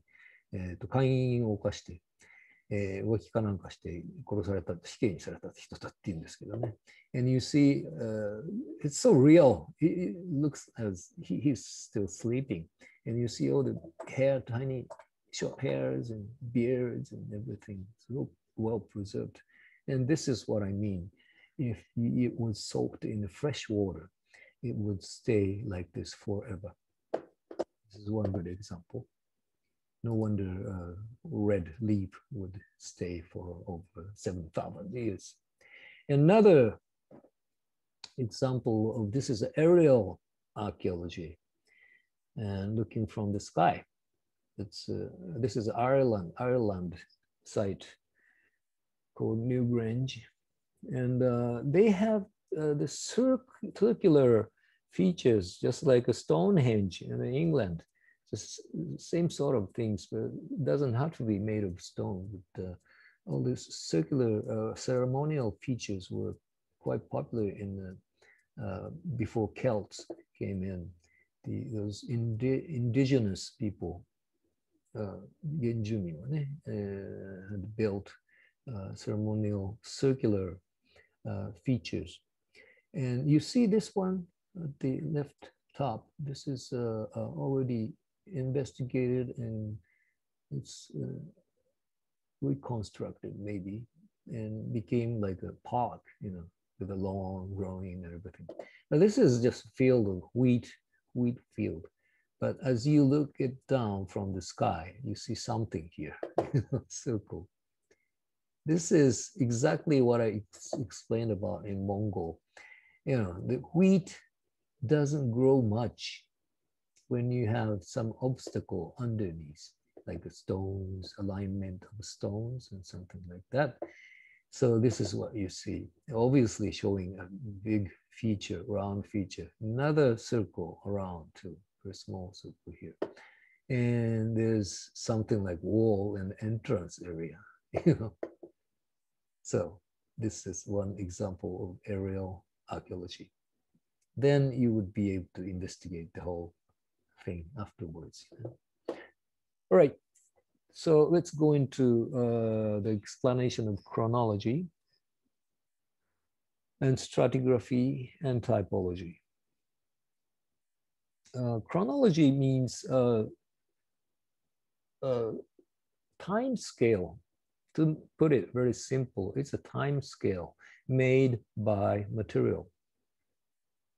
I think I mentioned before that everything changes in this universe, and especially the material changes, especially the human-made material. They never stay the same. They always try to change it. They always try to develop it. They try to make it advanced, better technology, better efficiency and everything. So they try to change the design and whatever.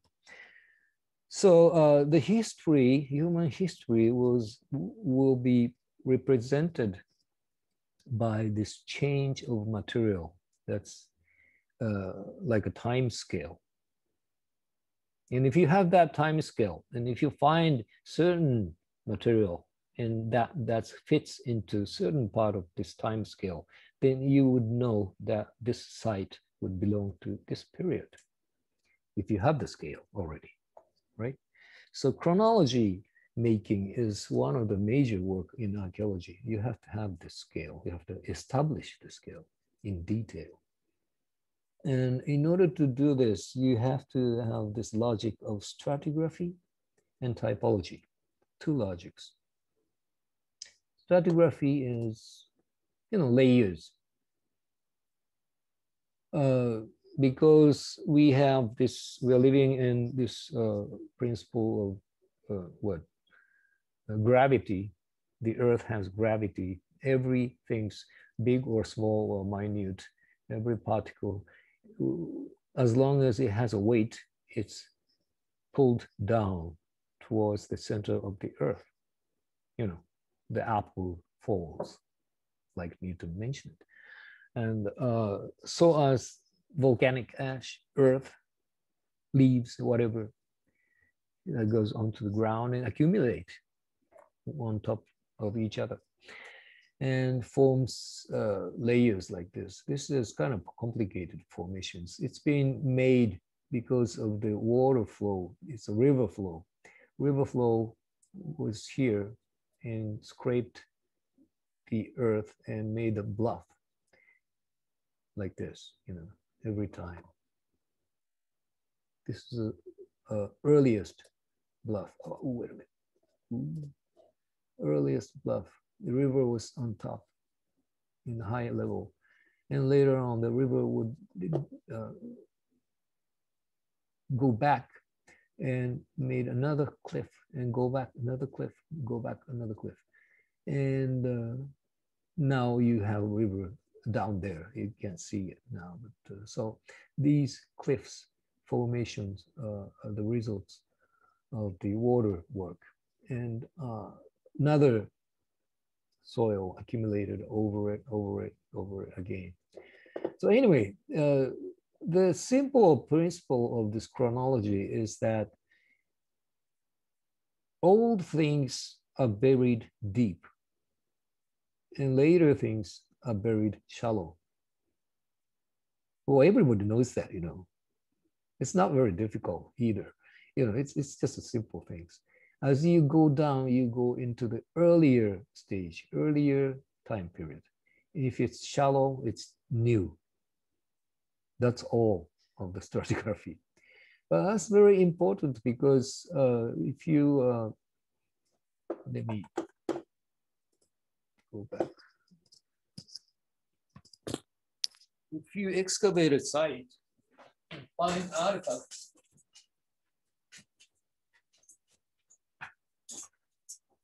okay, layers. By the way, this is a surface site in archaeology. It's grass. Various sites you will go and excavate. This is the surface. And from the layers, you would find like a certain kind of pottery, certain design. You would call A.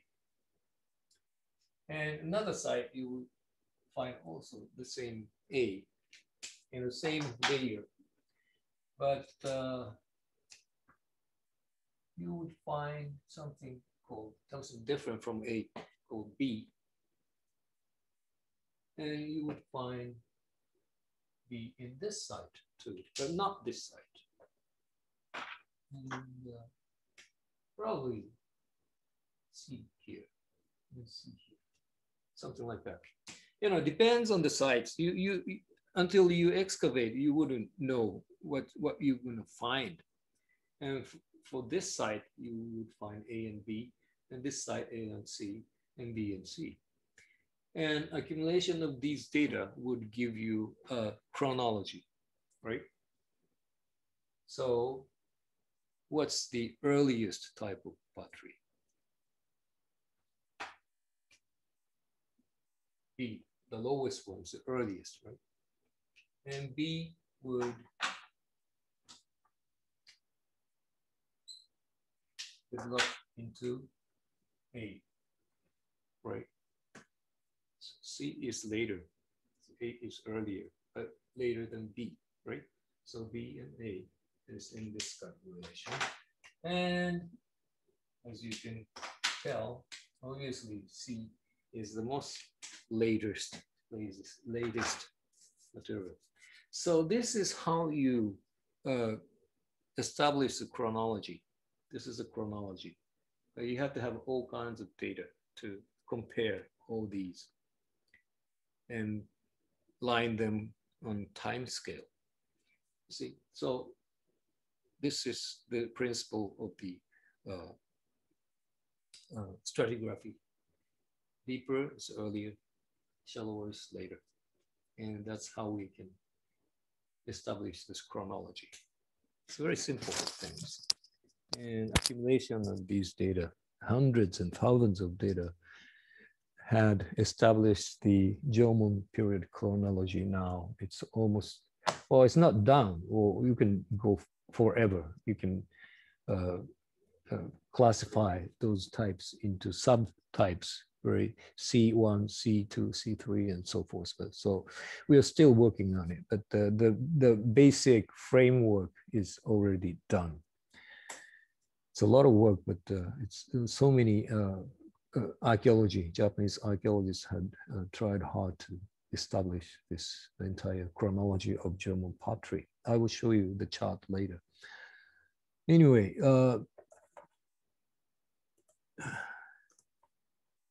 okay. And so,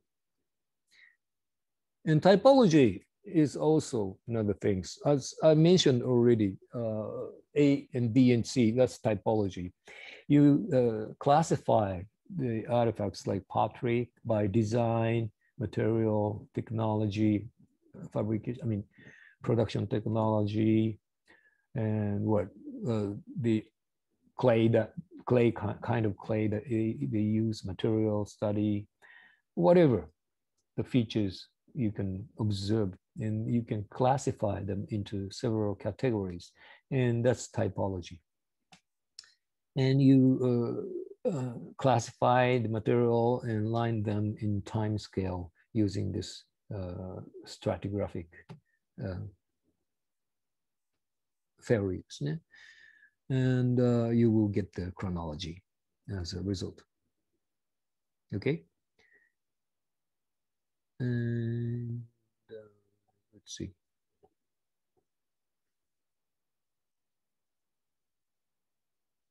Yeah, as I wrote there, classify the artifacts, arrange them in periodical order, and compare the regional relation. That's the main theme, main work of archaeology, I would say. There are so many other things to do, but this is the main stream of the archaeology. You have to do it first. All right, and this is one result of chronology. And these artifacts, it's a bronze, metal, bronze, bronze artifacts from Roman areas in Europe. It's a Roman culture. And can you tell what they are? Different designs, but the same tools. Maybe you don't know. These are pins. You see the needle at the center. It's pointed, pointed, pointed, pointed, pointed. Needle at the center. It's a pin. And this part, you see a hole, so it's movable. The pin moves, and the pin moves, and also you have this part, bent end. of the frame, bent end of the frame, this one also, that holds the pin. Haven't you seen anything like this around you? I mean, everybody knows. Everybody have ever used one of these, I'm sure. They're selling those in a convenience store even today. Can you think of it? It's a pen. How do you call that in English? In Japanese, we call it anzenpin. To when something you have to mend the torn cloth or something, you just pin it. You know, it's the same function, even in the Roman Empire. They used to wear this mant robe-like things, just one big rectangular cloth over your shoulder and body, wrap your body. But you have to pin it. You have to use pin to hold it, you know, on your shoulder. So these are the pins for the robes. And the basic function is the same. You know, you see all the needles and movable needle with a hole, what do you call it, bend of the, to stabilize the pin. But the round part on both ends changes, and the entire shape and the design or balance changes too. And this is one of the examples of chronology. And this is the original first type of pin.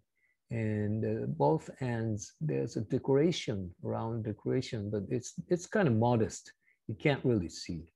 It's a very delicate decoration, but it's getting bigger. It's not so much here, but bigger and bigger and exaggerated to show off, you know. The pin itself is small, but the decoration is so big. So this change of style, change of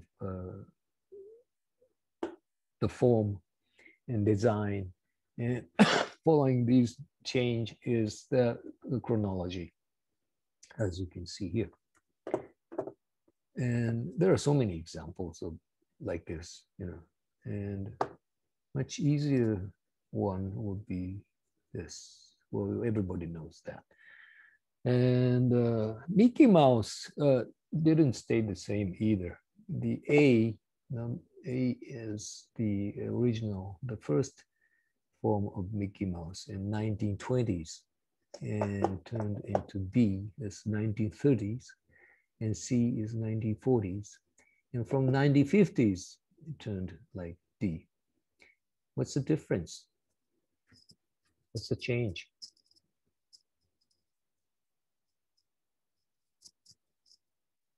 Anybody can speak? The eyes mostly. Hmm? The eyes mostly. Eyes, yeah, eyes. Eyes are obvious, right? It's just a beautiful black, pitch black eye. It has a highlight in the 30s and white in the 40s, and another highlights in the iris in the after 50s. Huh? And by changing the expression of the eyes, you would have more complicated expression of the Mickey Mouse, his emotion and activities. You would use eyes to express the delicate change of his emotion and things like that. So, you know, it's functional for Walt Disney to do this, you know. So it's a change, big change. And well, not very much of other change except these pants, well, short pants, you know, trousers. They always have these two round things. Do you know what they are? Two things. These are buttons. What buttons? Decoration? No, it's functional buttons. And not very many people know, but these are the diaper covers, not the pants, but the diaper covers.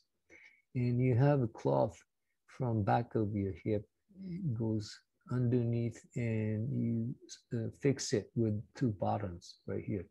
So when you have to, parents have to change the diaper, you don't have to take everything off, but just release the cloth at the center. Then you would be able to change the diaper and put it back. That's diaper. So that means originally Mickey Mouse was a baby, you know. He looks like adults now, but originally he was baby rats, and mouse, I should say, baby mouse. And so it was so funny because the baby would be so active and, you know, talk loud and laugh loud and, you know, acts like adults and do all kinds of activities. So that was the funniest part, maybe. But he was a baby, you know. That was his concept from the beginning. But it's been changed after 50s, I guess.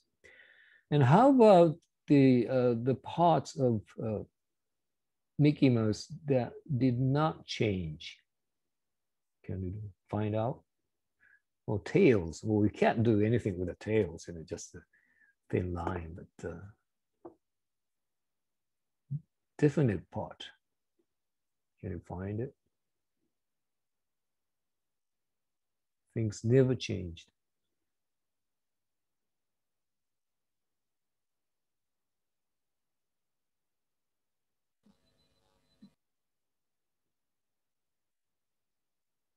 It's obvious. You can see it right there. Ears. See? He's facing right, he's facing left, front, or angle. But the expression of the ears is always the same. You see? Two round, two circles, black circles. And this is Mickey Mouse. The things you never change is the most fundamental part of itself. So most fundamental characteristics of the Mickey Mouse is the ears. Now you go to Disneyland, you know, and there's a souvenir shops, and they're selling a lot of those ears, Mickey Mouse ears with a cachucha, you know. And that means if you put that ears, only ears, Mickey Mouse ears on your head, you are Mickey Mouse, because it's the most essential, most fundamental, and most important part of the Mickey Mouse. You bear it and you are already Mickey Mouse or Minnie Mouse if you have a ribbon with it, right? So that's how it goes. Everything changes, I said, but some things don't change. And those do not change is essential to the material. Yeah? Now, you got to remember this. And okay, all right. So that's about the chronology and stratigraphy and typology. All right. What time is it? Okay, we still have some more. All right, okay, to the next three related field of study. As I mentioned in the history of archaeology, in 20th century, from 20th century, we have this immense advance of development of technology, scientific technology, especially for analysis part. And those invisible data I told you, I just talked about, were analyzed by those new technology from the 20th century. And they are very important. Not only technology, but so much knowledge is accumulated in certain scientific fields, like biology, botany, would give you so much information about the remain of animal and plants from the sites. If you're lucky, you will see remain of organic material like this. This is, the lower one is an elephant tusk of the Naumann's elephant. It's not mammoth, but Naumann's elephant. They used to be in Japan. They're extinct. And these are the antler of the certain kind of deer called the giant deers, huge, huge deers. So taller than myself. You know, if I put up the hands straight up, then still don't reach the head of the deer. It's a huge deer. 大角の鹿って言いますね。And antler, 鹿の角です。And they are dated like over 20,000 years. And this is actually a bed of the lake, a lake called Nojiri Lake in Nagano Prefecture, way up in the mountain, very high altitude area. And there's a lake called Nojiri. I think they carry out camp every summer from ICU by this lake. Well, not these years, but they have a facility of the YMCA and YWCA, so they would use it for summer vacation. It's a good place, very cool and nice place to spend summertime. And since it's in a high altitude, in summertime you feel this lake is filled with water, but in wintertime the water goes out, flows down. And the supply of the water wouldn't be too much. So it's kind of dried up. It's dried up in wintertime. And you would see partially the bed of the lake. And many years ago, a local guy who's living by the lake was watching at those dried bottom of the lake in wintertime and found something peculiar. Looks strange. It looks like a rock, but it has a certain form. And he picked it up and brought it to the university, Shinshu, Nagano University, and showed it to paleontologist, 古生物学者ね. And this professor told him that this was teeth of elephant. And everybody was so surprised, and archaeologists were so surprised. And elephant was living here a long time ago, in that area. And soon they started investigation and found a lot of those bones and tusks and antlers of the elephants and deers. They are all extinct now, but they were living at the time in herds. And also they found remains of stone tools and stuff like that very near this lake. So it was obvious that people were hunting those large mammals, 哺乳類, large mammals, 大型哺乳類ですね.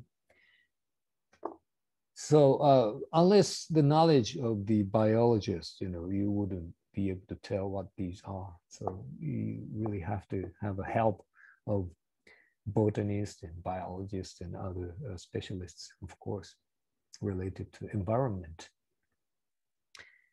Okay, and animal plants would show in bones, shell, wood, seeds, and sometimes the minute things like DNA too. And all these data recovered from inside the earth would be good for reconstruction of resources, what kind of resources they used to survive in that time. And also other things like pollen, 花粉ですね, pollen, opal. Opal は計算体って言うんですけど、日本語でね。植物の中に計算分、石のような成分ができる。これをオパールと言います。plant opal. And diatom, これは珪藻って言うんですけど、後で見せます。I'm going to show you later. But And these biological minute particles would be used for reconstruction of the environment, paleo environment. 古環境ですね。古環境復元って言います。And you will be able to tell about the climate at that time, flora, water environment, and so on from these data. And as a result of using all kinds of minute data, you would be able to reconstruct something like this Jomon calendar. This is year-round calendar. In springtime, they would go for new sprouts and new shooting grass and vegetable food. And pretty soon you will find growing shellfish. And in the northern Japan part, they will go for the marine mammals, 海生哺乳類ね、トド、アザラシ、seals, and those. And the summertime, of course, it's a fishing time. You find all sorts of local fish, pelagic fish like bonito and tuna, and all kinds of fish they use. And into autumn, the salmon would come back. And nowadays, you would see salmon coming back in the northern part of Japan, Tohoku area. But in Jomon time, we have evidences that they would come back even into Tokyo area. So Tama River, Tamagawa, Tama River, upstream of Tama River, we found a lot of salmon teeth from Jomon sites. So it's obvious that they were coming up in this Kanto area, southern area too, at the time. And of course, autumn is the fruiting time, a lot of nuts, chestnuts, walnuts, and acorns, and stuff like that. So it's a harvest time. And also in wintertime is a hunting time. Why? Well, they could hunt animal all through the year, of course. But wintertime was the best season for the hunting. Why?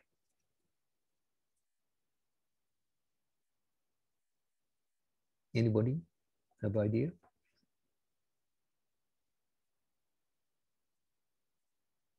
They're all hibernating. I can't hear you, sorry. Oh, Can you they're speak all up? hibernating? Hibernated? They're all hiding. They're all hibernating. Oh, well, I mean, if I'm wrong, it was just a guess. not quite.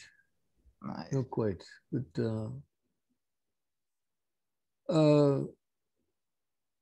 anybody have cats or dogs at home?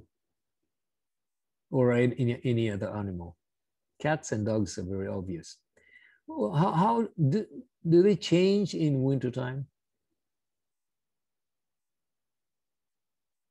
Well, any animal would be the same, but all the animals change in the wintertime physically. You see, they don't wear clothes, so they have to prevent the chillness. They have to protect their body from the cold. So they accumulate fat. They get fatter than the other seasons. So that means if you can hunt the animal in wintertime, you get more fat. That's nutritious. It's good for your living, You get more fat naturally. And not only the fat, but the fur. How about the fur? Kegawa. Just like cats and dogs. In the wintertime, they get more hair growing, and they would grow a thick fur. The fur quality is the best in wintertime because that's their clothing, right? So if you want the good fur, if you want to get good fur, you have to hunt them in wintertime, right? So that was the merit of the winter hunting. And of course, they would hunt some animal in other seasons, but there was a high time of the hunting. and so forth. And so many kinds, so many types of animal, fish, and plants were utilized. Over hundreds of species were found from the sites as evidences of their diet in seasonal diet. And they would preserve some of these nuts for winter and next spring maybe, or year around too. And if you dry some of those shellfish, it will be also preserved, could be preserved for a certain time. And well, meat and fish could be also dried up or smoked or whatever for preservation. And of course, they were living on those fresh things and preserved things, but they followed this calendar. So actually, they were eating something fresh all the time. And the fresh things in each season is the best food, as we all know. You don't want to eat watermelon in the winter, right? It's a summer thing. It tastes so good in summer because it's in summer. The same thing. The best taste fish in summer, best taste sprouts in spring and stuff like that. Nuts and animal too. Best quality of fur and fat. You see, so we used to think that Jomon people were hunter and gatherers, so they had so much hard time just to survive. They were short of material, short of resources, and sometimes they must have starved. Maybe yes, but as a matter of fact, as the result of this minute data study, we clarified that they were living in a rich environment and a rich diet. They always ate the best food of each season, and something like that. So thanks to this development of minute study, technology of scientific analysis and so forth, we clarifying this kind of facts too. And DNA, this is DNA chart. DNA can be seen in this kind of pattern. These are chestnut DNA from Sannai Maruyama site, up in north in Aomori Prefecture. It's a famous site. It's a big site, big settlement site. And they've been finding so much variety of artifacts. It's like a department store of the Jomon settlement, the Jomon culture. And but part of the settlement had this waterlogged area, and they found a basket, real basket, woven basket, filled with chestnuts of the Jomon time, thousands of years ago. And they did this DNA analysis, and this is a result. This one column is one piece of chestnuts, and each chestnuts show this almost the same pattern. You see those lines, the same pattern. And as a result, they concluded that they had developed this chestnut forest. They grew chestnuts, not only collecting natural harvest of the chestnuts, but they grew trees and they formed forest intentionally. And this is the proof. The DNA pattern is the same. And these down below, these are the chestnuts, each chestnuts from different places, collected and compared, and all the patterns are so scattered and different, right? That was their theory.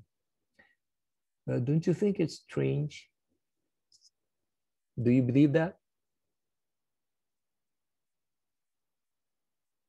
Do you believe that theory? I feel it's really strange. I don't believe it because I go for reality.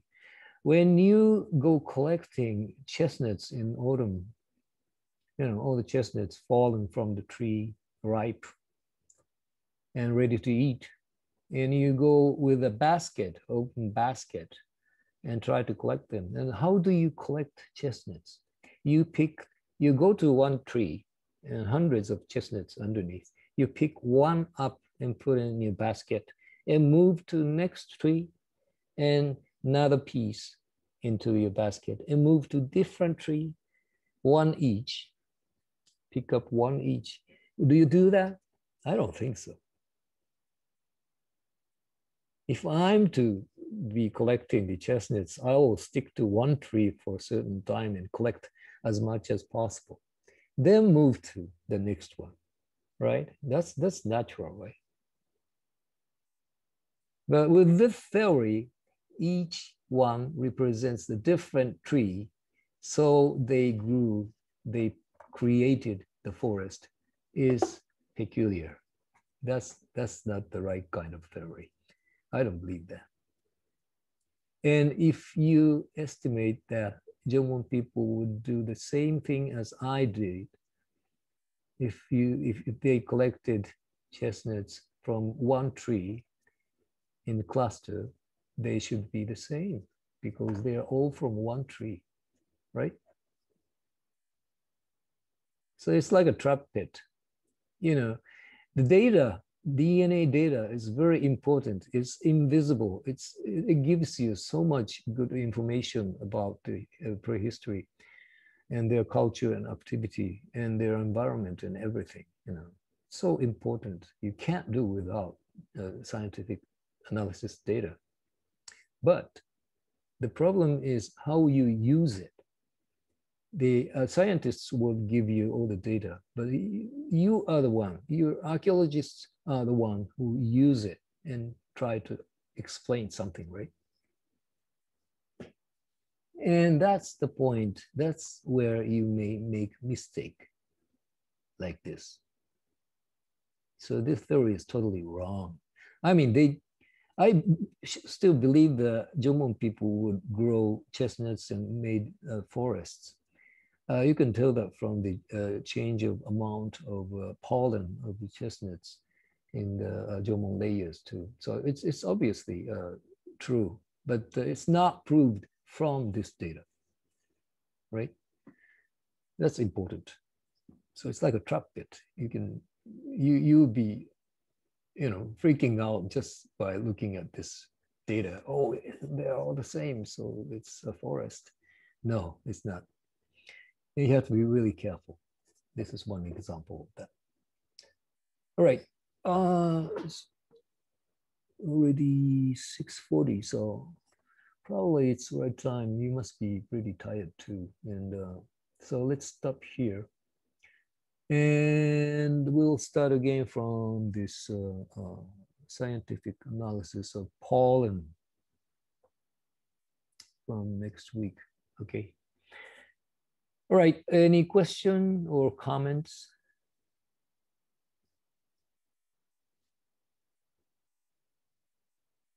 No?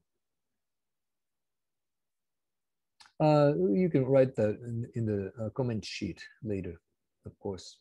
And if you think up of anything later, I mean, the comment sheet has time limit. It's within this day.